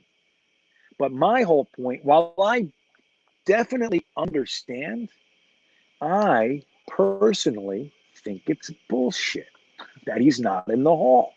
Now, if it was one of the two, I think Klecko was the better football player. I think Klecko would go in the Hall before Gastineau. But, dude, come on. How many pass rushers, 3-time All-Pro, 5-time Pro Bowl in 9 years, 2 times led the league in sacks? sack record was stood for a season, 22 and a half sacks, or 22 sacks, stood for 15 years. Like, give me a break. That he's not even in the conversation, give me a break. That's my point. So, you know, things like the sack dance, things like crossing the picket line, they don't forget that stuff. All those guys that he crossed the line against, they're all in the decision-making place right now. They do not like him. It's that simple. And then he quit on his team. His own players didn't like him. He was he was a little bit of a jerk-off, right? We know this. So that's what it is. It's a personal thing. His stats absolutely warrant consideration. Even if he doesn't get in, they don't even talk about him. It's as if he never existed. And that, my friends, is a tragedy. It's sad.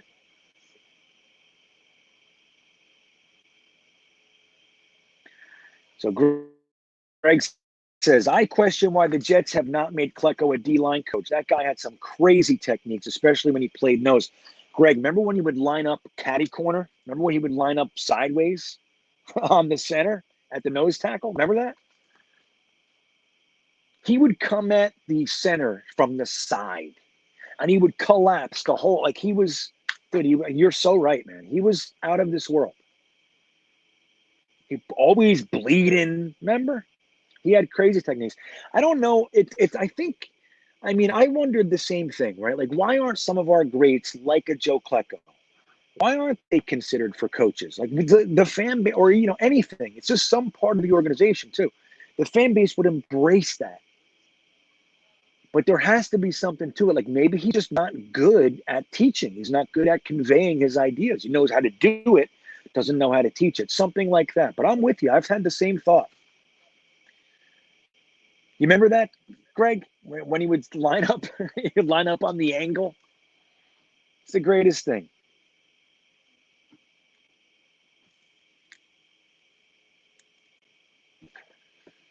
So there's your sneakers.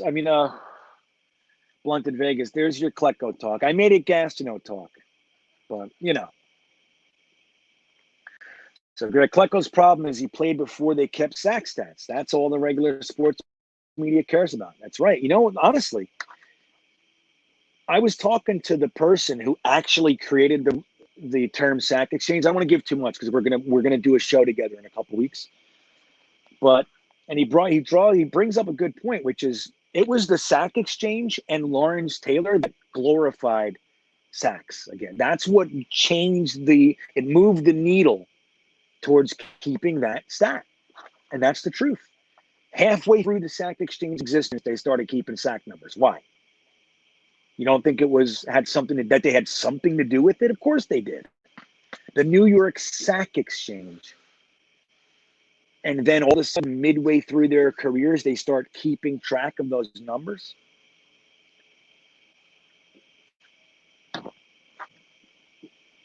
Think about that, right, Terry?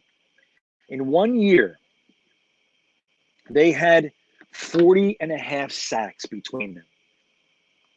Dude, now we are talking about guys being all pros when they have 12 sacks, 13 sacks. 13 sacks in 16 games, and the guy's an all pro. We had two guys with more than 20 sacks, and neither of them are considered anything. It's bullshit. I want to tell you that. And there's very little that anybody could tell me unless there's some new information. Like, hey, you don't know. Mark Gastineau beat up the commissioner's kid. Like, I don't know. I don't even know if that would matter. But it's like something really grimy, something that we just don't know. Okay. But the information that we have, I think it's baloney. I think it's a grudge. That's what I think. Joe Klecko had that arrest and he had all that illegal stuff. Remember, he got arrested. Correct me if I'm wrong. I think he may have even done some jail time. But that's the stuff that's holding them back. It's Mark Gastineau crossed the picket line and then quit on the Jets in '99. He was known for penalties. He did the sack dance thing. Everybody in the NFL hated that guy. That's the truth. Even his own players. Now, they stuck up for him. in fights and all that kind of stuff, but they hated him. They didn't like him. Like, they didn't get along. Klecko and Gastineau were not friends. And that's an issue. And I get it. But that still shouldn't stop somebody with stellar stats from getting into the Hall of Fame. That's my point. And anything anybody says doesn't, so far, and I listen. I'm listening for it. Nothing anyone has told me has outweighed 5-time Pro Bowl, 3-time All-Pro, 2-time sack leader, defensive MVP, second all-time single-season in 9 years. It's just doesn't outweigh it to me. I think if let's say this, you got Jadeveon Clowney. The guy's never had 10 sacks in his entire career. Last year played 3 games, and he just got a $10 million contract. Do you think if Jadeveon Clowney had Mark Gastineau's numbers, just that, exactly, mimic it and put it on Jadeveon Clowney, do you think they'd be talking about Hall of Fame career for him? 3-time All-Pro, 5-time Pro Bowler, defensive MVP, led the league in sacks twice in his career. You think they'd be talking about Hall of Fame? It's out of the question. There's no question. Let me say it like that way. He would be talked about for Hall of Fame, and everybody be saying first ballot. So that's my point. Whew. JW, all I've heard from reading into info on Twitter and other media is that Justin Fields is the next coming of Christ. Zach Wilson is already a bust, and the Jets will win 3 games this year. Yeah. Well, this is the funny part about it. This is the thing. We have a reputation for sucking. Fair enough. We have a reputation for being a really poorly run organization. We have not won anything in 10 years. Even the year that we were 10-6, it happened to be a year we didn't make the playoffs because that's a Jetsy thing to do. And then it's like we have a media, the New York media. People like to say that they're like aggressive, real tough. Dude, they're not tough. They're a bunch of slimy troll types. Most of them, most of the old guard anyway. They're like slimy little troll type guys, and they point out the negative constantly. Where did that Denzel Mims stuff come from? It came from Samini. Should the Jets be concerned about Zach Wilson's performance? He doesn't talk about anything constructive or positive. It's all negative. So that's what they do. So the outside media, the USA Today's and the Associated Presses of the world, they look to our New York media to get their points, to get what they're going to write about. And it looks like this. So that's what they're saying, JW. Now, conversely, Chicago's media is supportive of the team. When I was down in South Florida in Miami, let me tell you something. That media is so behind the Dolphins that it's like they can't believe when they're not good. They are so supportive of that organization that it's almost sickening. And that's the way it is in most places. Like I told you, I just went to Pittsburgh. Pittsburgh is Pittsburgh, right? We know the Steelers are very successful. But, dude, that whole entire place, you can't say a negative word about the Steelers there and not get lashed out at. No, there would never be any press trying to dig out negatives and make a negative story. They'd be destroyed in Pittsburgh. So anyway, that's what it is. Now we're going to have to come out and win. It's that simple. Hiring Joe Douglas, who before he got here was the next big GM candidate, hiring Robert Saleh, which for all intents and purposes was the creme de la creme of last year's coaching staff, coaching candidates. There was an argument for Arthur Smith, but by and large, everybody had him as the top guy or the top 2 or 3, right? We get him. Mike LaFleur is looked at as Kyle Shanahan's right-hand man. Next up for a great offensive coordinator, young, hot mind. Like, look at Joe Brady gets more accolades than Mike LaFleur now that he's with the Jets. Joe Brady's done nothing. He had 1 year as a passing game coordinator for LSU. 1 year. He wasn't even the offensive coordinator for LSU. Let's just be clear here. And I'm not throwing Joe Brady under the bus. I'm just saying the NFL is more kind to Joe Brady than they are to Mike LaFleur now that he's here. And that's the thing, JW and everybody else. We're going to have to win. The only thing that's going to shut them up is we're going to have to win. The minute we suck, Zach Wilson was the wrong pick. Joe Douglas sucks as a GM. He can't play. He can't pay his own players. Never should have let Jamal Adams go. Blah, blah, blah. So that's the way it is. So let's see. New York Jets Tales. What's up, buddy? I am excited to see how our D does against other teams, especially once Q and Curry are back on the line. Q, Lawson, John, Franklin Myers, and Curry. I want Sack Exchange 2.0 to emerge. I agree, buddy. I really do. Now, the only thing I would say is I'm not looking for Curry to be the starter, Vinny Curry to be the starter. I'm looking for Vinny Curry to be the rotation. If he's the starter and getting more snaps than the next guy, I think that's a failure. Now, maybe it starts that way in the early going while we're getting guys up to speed, but I'm really looking for the starters to be Carl Lawson, Quinnen Williams, Sheldon Rankins, Jabari Zuniga / Bryce Huff. That's the guy I want. One of those two I want to see starting. Vinny Curry coming off the bench, rotating with those guys. So, like, let's say Bryce Huff wins the job. You got Vinny Curry and Bryce Huff rotating over here. You got Carl Lawson and Jabari Zuniga rotating over here. And then on the inside, you got Quinnen Williams and Sheldon Rankins rotating with Kyle Phillips and Fadu Kasi and Nathan Shepard, whatever one stays there. Dude, that's a serious rotation, buddy. And you're in there. Dude, that's serious. That's serious. And they're always fresh. So those 9 guys are going against the same 5 guys all day. They're huffing and puffing against Carl Lawson. Jabari Zuniga comes in and punches him in the face for 2 plays, and then Carl Lawson comes back in. Just bam, bam, bam. That's what you do. That's how the Eagles did it. That's how San Fran did it. It's steady, competent defensive line rotation, specifically the defensive ends. That's how the Eagles won a Super Bowl. That's how they beat Tom Brady. Same blueprint that the Giants beat Tom Brady with in 2 Super Bowls. How'd they beat him? Defensive line rotation. That's how. Having more than one tier of guys that are competent. That's how to do it, man.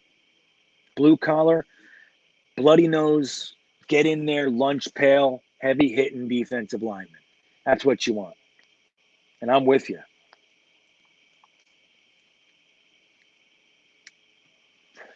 Joe Schwartz says, Wesley Walker and Al Toon are my favorite players. Damn. Oh, shit. I got to plug. Hold on. I got to plug my computer in. Hold on 1 second. I'll be right back. What is this?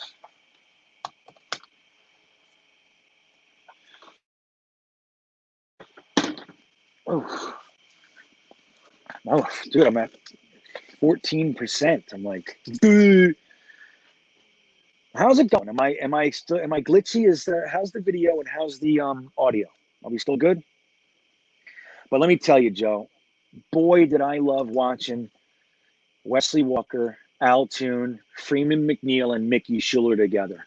Let me tell you, that was the offense that when I became a fan, like really became a fan. When I became a fan, it was Richard Todd.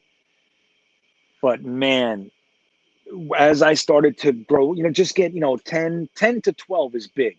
When I was 12, 13, watching Freeman McNeil, Kenny O'Brien, Wesley Walker, Al Toon, Mickey Schuler, Johnny Hector, those guys, JoJo Townsell, that was my team. And I'll always associate myself with that team. Like, that's the New York Jets that got me. Mark Gastineau, Joe Klecko, Marty Lyons. Then even like Eric McMillan, remember? And James Hasty, those guys. Brian Washington. Even like Lonnie Young was there for a few years. Number 31, we got him, from, I believe, from the Cardinals. But yeah, buddy, I'm with you. Overall, pretty good. That's good. Thank you, Jeremy. Glitchy, yes. Cam and Lamb Jones. I think you were talking about my camera. Your cam's on the Lamb, Jones. Me, James, I was born in 1972. So 1982 is right when I got in there. You know what I mean? Like a little bit before then, I can remember watching games like just like they were on and I would watch a little bit, but I wasn't into it. 1982 is the first year that I sat down and cared. I didn't understand anything, you know? 1972. I look older than that, don't I? Why do you say wow, man? Older or younger? See, I don't have gray hair. I just have a gray beard. A little bit of gray, right? It's starting to happen right here. I'm getting like a streak. You're 50, James? Yeah. So you're 2 years older than me. I'll be 49 this year. It's crazy. It's crazy. Let's see here. Oh, dude, get my Bob. Could you imagine? As much as I liked Kenny O, I did. I did. I really did. And for a couple years there, he looked like we made the right decision. But could you imagine, Bob? Dan Marino throwing to that group of guys? Because let me tell you something. Walker and Toon were better than Duper and Clayton. I'll hold that up any day of the week. Any day of the week.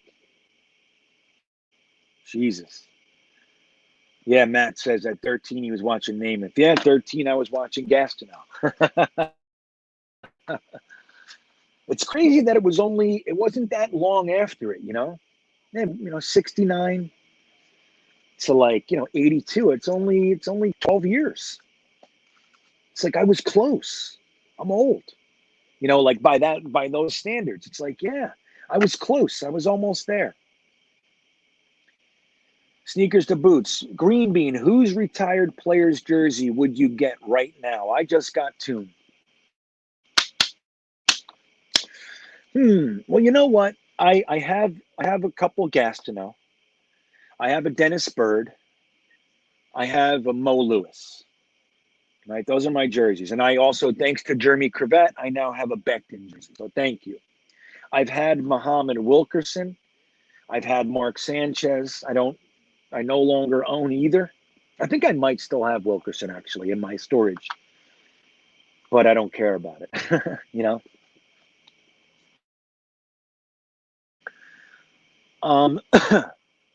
So I think I would like I think I would like a Freeman McNeil jersey.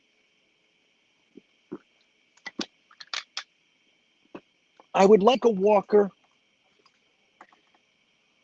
And Toon, I actually had Toon too. I had a Toon legit. I had a Toon real jersey. It was all tight on my waist and everything. It was made for like shoulder pads and stuff. And it never fit me, but I had it for a long time. I just never wore it. Very nice jersey. But so I don't know if I want to get like those are the ones that when anybody goes back to that era, those are the ones they get. It's always like Walker Toon, you know. Let's see, who would I get? A retired player. I love my Mo Lewis jersey. I proudly wear my Mo Lewis jersey. I'll argue with anybody any day of the week about Mo Lewis. One of the best linebackers, if not the best linebacker we've ever had. And I don't want to get into it now, but I'm just saying I wear it proudly. Let's see. Let me pick one more player. Who else would I do? What would you guys do? Let me know which. Oh, Eminon says Curtis Martin. That's a goodie too, man. It is. Maybe a Mawai, you know? Mawai is a really good one for me, I think. Mangold. They have to, let's see. Mawai is a good one. Mangold is an even better one. Who else? It's hard because lots of players that I like, they end up leaving or going somewhere else and with all that jazz. I think I might like a Mawai jersey. Sneakers. That's what I'm going to say. Mawai's second would be Mangold. Scott Wilson says, great Lawson or underwhelming Becton? I think probably a little bit of both. I don't see Becton as underwhelming. I think Becton has proven he has the potential to be a legitimate force at the left tackle position. That said, I also think we're going to see bumps with the guy. He's still young. Like, don't forget, Ferguson, DeBrickashaw Ferguson, who was our left tackle for 10 years, never missed a snap or missed one snap in 10 years. It was like he was always good, but it took him a few years to get considered for the Pro Bowl and all that sort of stuff. It took him time. I think Mekhi Becton is going to be absolutely worth having over there. Like, he's going to clearly be our starter at the left tackle position, but I think it might take him a minute to become the dominant force that he's going to be. Just lost a bunch of weight. Like, they're still tinkering with this guy. So I think I will choose to say, Scott, that it is Lawson is that dominant. That's what I think. Mekhi Becton's not going to face anybody like Lawson all year. Why not, right? But I honestly think that's probably something to do with it. 51, the Smurfs, let's see. Do you think we should trade Crowder to the Saints, grab the third, and hand the slot keys over to Elijah Moore? Well, interestingly, Brian, you see Elijah Moore is injured.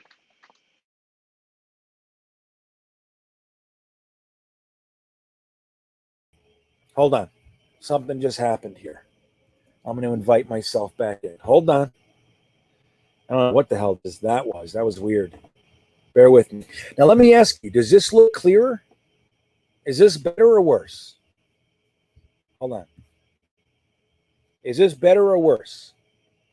What do you guys think? Without the wirings, of course.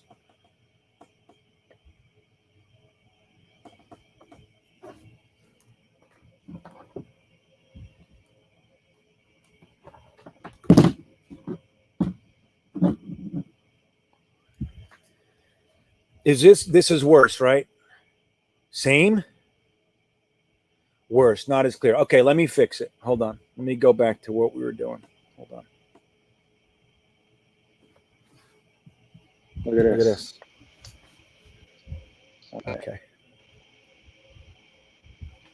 All right. Let me shut this guy off. Okay. So my answer to you, Brian, sorry about that, guys. Literally just shut down. That's why I'm glad I have, since this whole internet thing started, I started bringing myself in on 2 separate channels, 2 separate Wi-Fis at the same time. So I have that. So if anything happens, I can bounce because it's crazy. This is what I got to do. Yeah, that was a lot. Yeah. Okay. So I think we're good, right? This is better. Better. Great. Thank you. Twin bean, right? Yeah. Oh, yeah. I wish I could have heard that. I didn't hear that. I bet that was pretty good. I'll have to go back and listen to see how that was. Not as clear, but less lag. So I'm pretty laggy tonight. Is the voice coming through? I really am sorry, guys. I want you to know that. Like I said, when I go back to Virginia in a couple weeks, it should be good. I have some places that I can do this from that are, landlines. So that'll be good.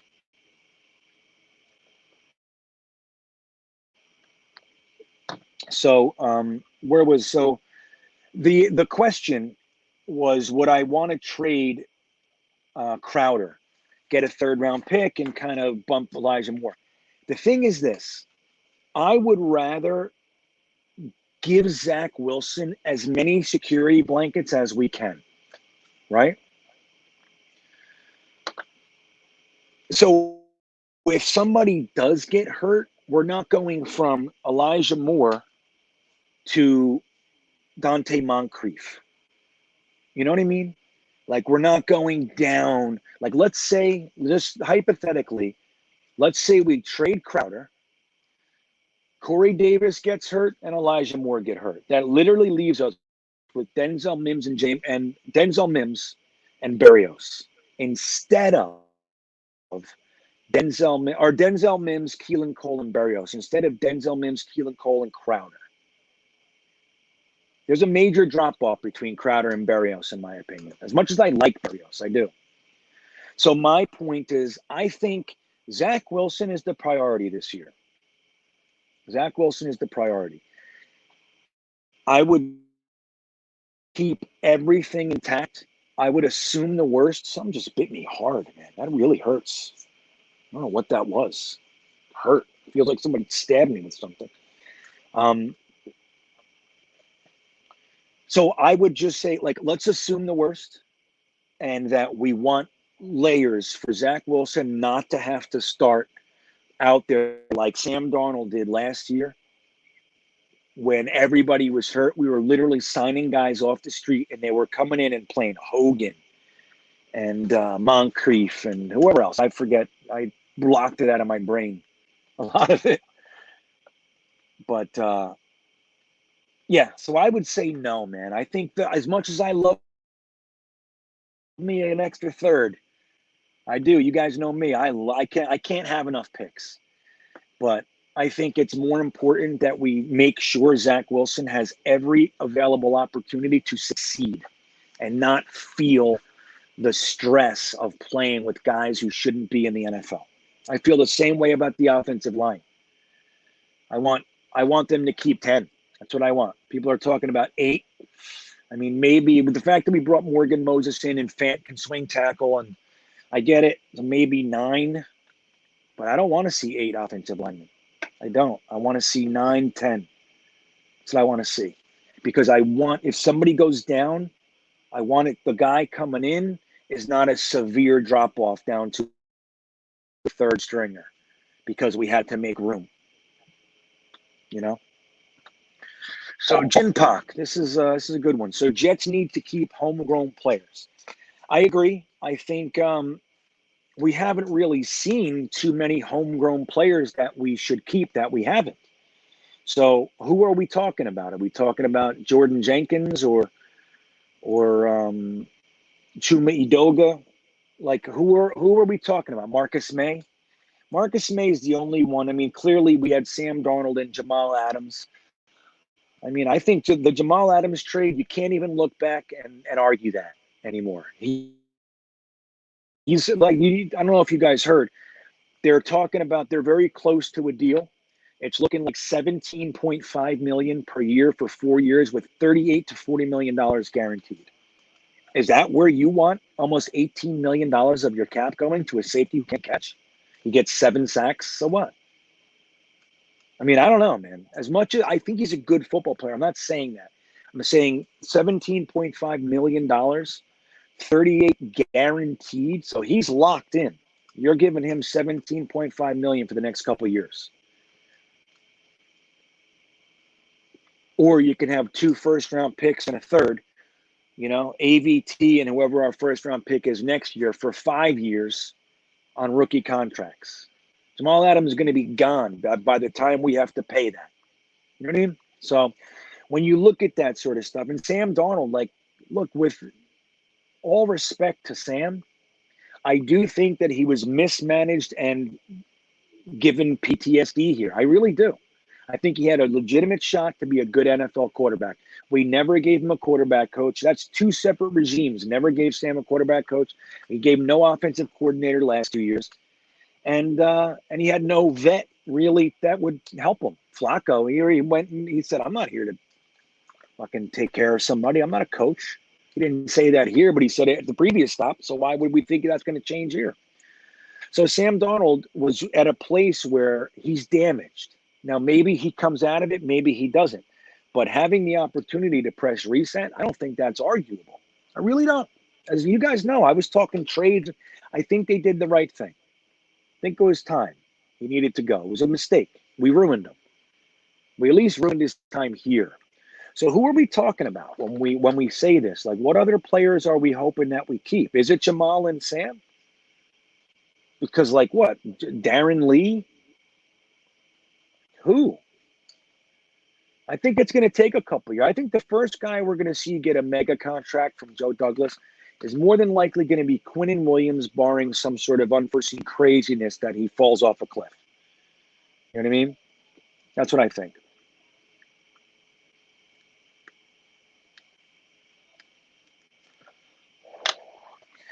So Emanon says, Jamal Adams not worth that kind of money or headache. I agree. Now, I don't think the Seattle Seahawks would have paid him that much money if they didn't look at how much they gave up. Like, they were kind of trapped. Kind of. They might love him. And I don't doubt that they like they like what he brings, but he's not $17.5 million good. He's not. At least he hasn't been. Think about this. The guy is a safety. He has in 5 years, or he has 4 years in the NFL, has never picked off a starting quarterback in the NFL and has only picked off 2 second-string quarterbacks in the NFL in garbage time. Like, dude, what is that? And I understand when people say, oh, well, he plays up at the line. That's great. But it's not because he hasn't had balls hit him in the face. You saw just the Sam Darnold pick alone. Sam Darnold threw it into his chest, and he dropped it. The guy can't catch. He's a liability out there. So anyway, like I said, he's a good player. If they like him, that's great. I'm just saying 2 first-round picks and taking a 4th and making it a 3rd and not paying $17.5 million for a safety, I think is brilliant. It's brilliant. Yeah, right, Brandon. He's overpaid. That's what I agree. That's not official yet, but that's the word coming out. They're very close to a deal, and it looks like $17.5 million. They've agreed to that. They're arguing about $38 million guaranteed versus $40 million guaranteed.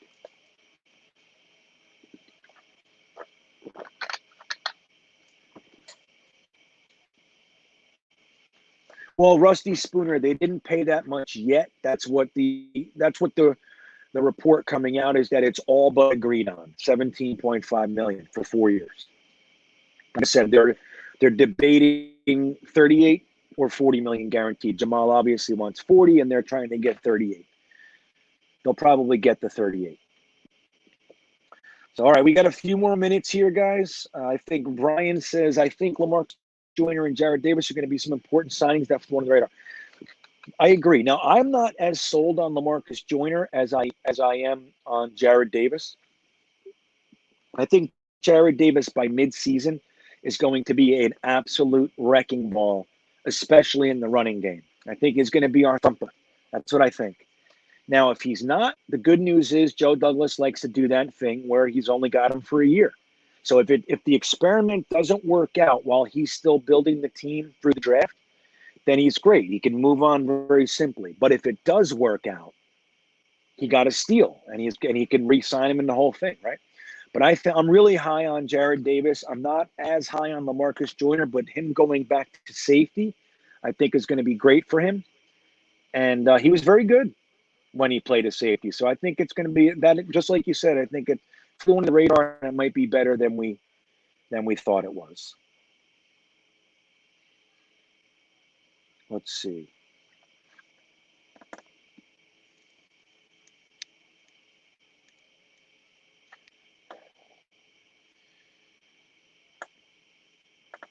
Right. I agree. You embarrass me. Like I said, you can't take talent away from Jamal Adams. You can't. Nor do I have any interest in doing that. But what he brings to a team is not so important that $17.5 million. Like, look, when he got injured last year, that undrafted free agent kid came in and got 2 interceptions while he was gone. Now, you tell me what's more important to the game, an interception or a sack? As much as I love me some sacks. Now, a sack on third and long, right. It could be a big, important play, but you still got the punt and all that sort of stuff. An interception is turning the ball over, right? You get the ball. That is as impactful as a single play can be. An interception is one of the most important things you can do. Jamal Adams does not do that, and he's a safety that plays on the line. So I don't know. I don't see his value as $17.5 million. Right, Matt, you don't pay a safety that money. And that's the same thing that we're seeing with Marcus May. Like, look, I like Marcus May. I want him to be here. I want to keep him. But let's be real for a second. Joe Douglas has Marcus May for 2 years with the second year not guaranteed for $23 million. So if Marcus May wants the guarantees, it's got to be, he's not going to give him more than that. It's like, dude, I already have you. So like if you went to the store and paid $20 for steak, and then you have the option to buy it next year. And like, if you don't want it, you don't have to. It's just, if somebody said, hey, why don't you give us $30 for that steak and guarantee that you're going to buy the next steak? Like, why would you do that? I already have it for 20. Right? I already own it. It's already mine. I have it here. Yeah, but, it'd be the right thing. It would be the right thing if, yeah, I hear you, the right thing. The other thing is I have a 53-man roster to manage. And I already have that steak for $20. If you want me to guarantee the next year buying the steak, make it worth my while. Give me some incentive to change it to giving you more. No, we want you to give us more and guarantee next year. Well, then go beat it. Get out of here. I'm not giving you that. I'm going to keep the steak that I have for $20. It's the same steak. Does it make sense, right? That's kind of what I'm saying. That, with all respect to Marcus May, who doesn't love Marcus May? Geez, he's a good player, man. But, it doesn't make sense to do it that way. $70 million over 4 years. Is it done, John? Did they do it? Or that's what it is?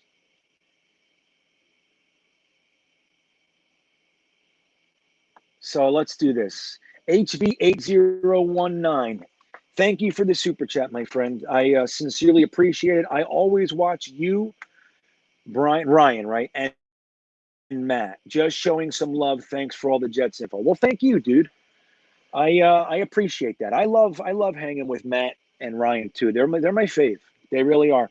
We've become very good friends over the past couple of years. And Matt's actually going to be on this show in 2 weeks. I got NYJ today, next week. This was our little solo show, right? Next week, we're having NYJ today, John from over there. And then the week after, we have Matt O'Leary coming on with us. So we'll get some of that in for you guys as well. Next week, we're also going to be back on Tuesday nights on the Talking Jet panel over at Jets Talk 24/7's channel. And and I appreciate it, dude. Thank you. We love hanging with you guys. Trust me, I can speak for those guys and tell you that it's, you guys are a very high value. I love the chats. The chats are special. They're so great. So thank you, man. Sneakers to Boot says, crazy to think about the amount of draft picks we have next year within 3 rounds. Thanks, Jamal and Sam. Yeah, dude. Think about it. We have 2 firsts, 2 seconds, and a third. So we have 4 picks in the top 64 players. 4 of them are ours. And then another one in the third. And don't forget that. Then we have a 4th. And then we have 3 5ths and 3 6ths. Right? 6, 7, 8, 9, 10, 11. Or 2 5ths and 3 6ths, I think is how it goes. So that's some hefty back end roster building too. Dude, Joe Douglas knows what he's doing. I'm telling you. This is how you build a team. You get rid of the guys who aren't helping you win. He traded Jamal Adams at max value. Jamal Adams will never be worth more than he was at that moment. And Joe Douglas struck while the iron was hot. He'll never be worth more. He just was coming off 2 consecutive All-Pro years.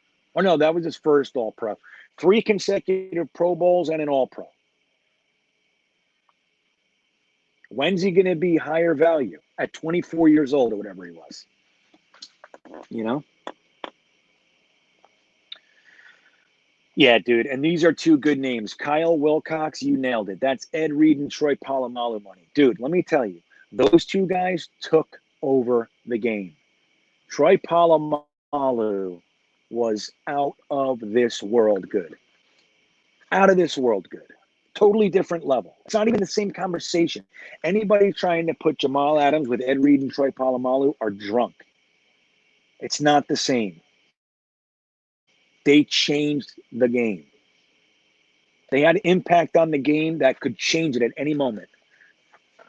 And that's to all level. Look at Troy Polamalu on special teams. Like, the guy was out of this world.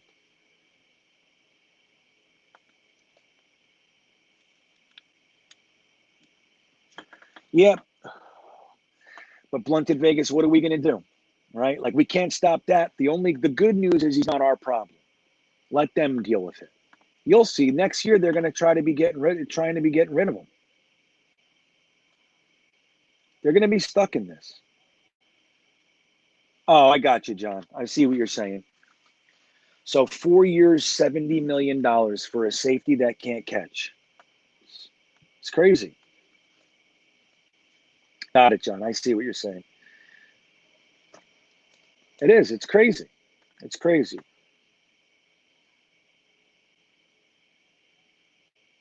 G and Pac. I got it. Not Jin Pac. I see, buddy.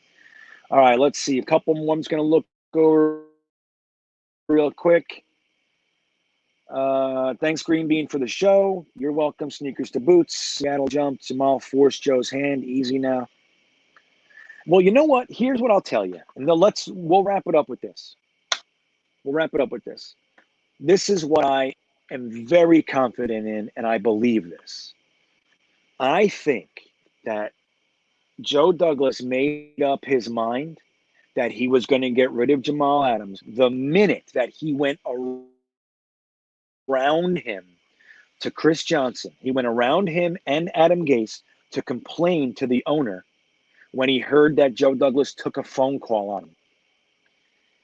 And then wouldn't talk to Joe Douglas or Adam Gase for a week. You remember that? Joe Douglas knew right then, I'm trading this guy. It's not going to be today, but I'm going to wait until his value's at its peak, and I'm going to get rid of him. He drafted Ashton Davis with the next draft, okay, in the third. Everybody thought he was crazy. He drafted him a safety. And then he allowed Jamal Adams to soil his reputation with us. He knows. Just don't answer him. He'll spin himself out. Jamal Adams can't shut up. He has no patience, the whole thing. He let him spin his wheels, and what happened?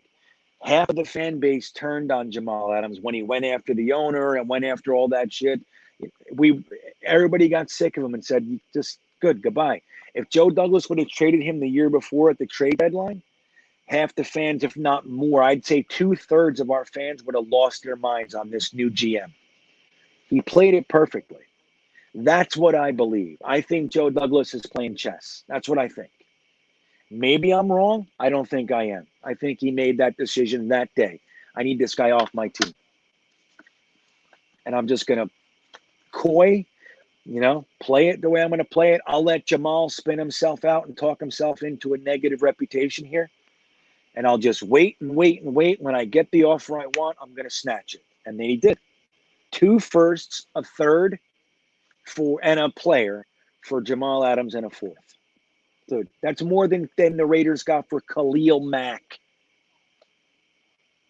It's ridiculous. So that's what I think. I don't think anything was forced. I think Joe Douglas knew. John Amarella with the big yellow super chat. Thank you, dude. You said you'll be on the East Coast this season. Going to get to any games? You're the best. Thank you. Thank you, John. Well, that's the whole thing. So we're going to be over on the East. Like I said, I'm here in Michigan now. We're going to be here about another 6 days, 5-6 days. And then instead of continuing to Minnesota and then Southwest, we're turning around and heading back toward Virginia. So I'm going to be on the East Coast. I'm going to check into whether or not I can hit opening day in Carolina against the Panthers. If not, my second thing is to hit the home opener up at MetLife. And then if I can't make either one of those, I'm probably going to try to at least make one game, but I don't know which one. But I'm going to shoot for one of those two. So, yeah, man, is the short answer. And if I make a game, if I'm able to come to a game, I'm going to let you guys know every 30 minutes exactly where I'm going to be and when. I'll make sure you guys know. So if any of you guys are there, I'd be delighted to meet you guys. You know, so we'll get a proper hang in at the Jets game. I couldn't think of anything better. You know what I mean? So yeah, thank you, John. And that's the answer. But I'll keep you posted, okay? And New York Jets Tales, what are the super chat? Thank you. Great show. Always love the content and opinions. Good night and safe travels. Well, thank you, Jets Tales. Good night to you and thank you. I appreciate you guys being here. I appreciate the super chats. I appreciate the regular chat. I want to tell you guys something. I don't know if you know, but Frankie from Flatbush has his own channel now. It's literally called Frankie from Flatbush. And he's good, man. He's got some good content. He's just getting the gears rolling. But the most recent video looks good. And he and Jeremy Cravat, who is writing the articles for us weekly at GreenBeanjetsfan.com, they have a show together on Frankie's channel. And it's fun, man. It's a good time. I'm sure they would appreciate you jumping over there and giving a little sub action and maybe check out the content. But, dude, two guys that are in here every week with us. They're always here on all the shows. They started their own thing. So let's get over there if we can and give them some support. I think it would be great. Again, two totally awesome guys. They know their stuff. They're involved constantly, and they're doing their own thing. So I'm over there. I'm checking stuff out, and I love it. But, yeah, you guys are the best. Don't forget, Jeremy is writing the articles for us weekly, keeping tabs on the 2021 quarterback class. Each week, letting us know what's going on in training camp from around the NFL of those quarterbacks. Every week, GreenBeanjetsfan.com. Every Tuesday, we release the article. And if you guys could, I'm getting close to being able to pass that threshold over at Full-Time Coaster Tour. If you haven't done that yet, please go over to Full-Time Coaster Tour and just hit that sub button for me. It would be greatly appreciated. I'm putting up the Kennywood video. As soon as this video is over, I'm going and finishing the final touches. That'll be up in an hour. The new Kennywood video on Full-Time Coaster Tour. I would appreciate your support over there. And if you haven't subbed here, by all means, slam that sub button, hit the like button. It's greatly appreciated. And I thank you guys. Sincerely, that was a quick 2 hours. 2 hours and 15 minutes. Not bad, huh? Not bad. So thank you again, and you guys have a good night. I will see you next time, and we'll do some more. Have a good night, everybody. Let me put on my homer cap real quick for you. The Jets are going 12-5, getting a first-round bye. Home field for at least one game in the playoffs this year. What do you think of that? What do you think of it? That's what I'm saying. 12-5. We're going, guys. 12-5. 12-5, first round bye, home field playoff game. Guys, it's going to be great. Are you kidding me? We were 2-14 last year. We have a whole roster full of kids. I got a first-time rookie head coach, rookie offensive coordinator. We don't know what these guys are going to do. We have a quarterback. He's never played an NFL game. Mekhi Becton can't stay healthy. I'm telling you, we're going 12-5. I'm telling you, you're out of your friggin' mind.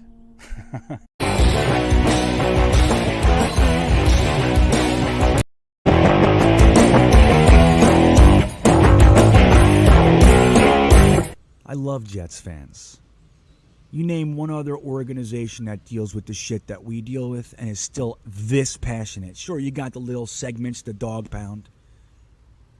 But look at the Patriots fans. They just had 20 years of there are kids, there are 20, 21-year-old, 25-year-old people in this world that are Patriots fans who have never known losing. Never in their entire lifetime. They were born into this Belichick-Brady thing, and they have consistently won. They've won 6 Super Bowls. They've been to 9 or whatever it is. And then when they didn't get in there, they were the AFC Championship game or the semifinals or whatever. And what happens the year that Tom Brady leaves? Dude, you have droves of people leaving the Patriots. These are diehard Pats fans. This is what they have. Diehard Pats fans going to be Tampa Bay Buccaneers fans. Why? Because I'm a fucking fan of Tom Brady. Bullshit. What is that?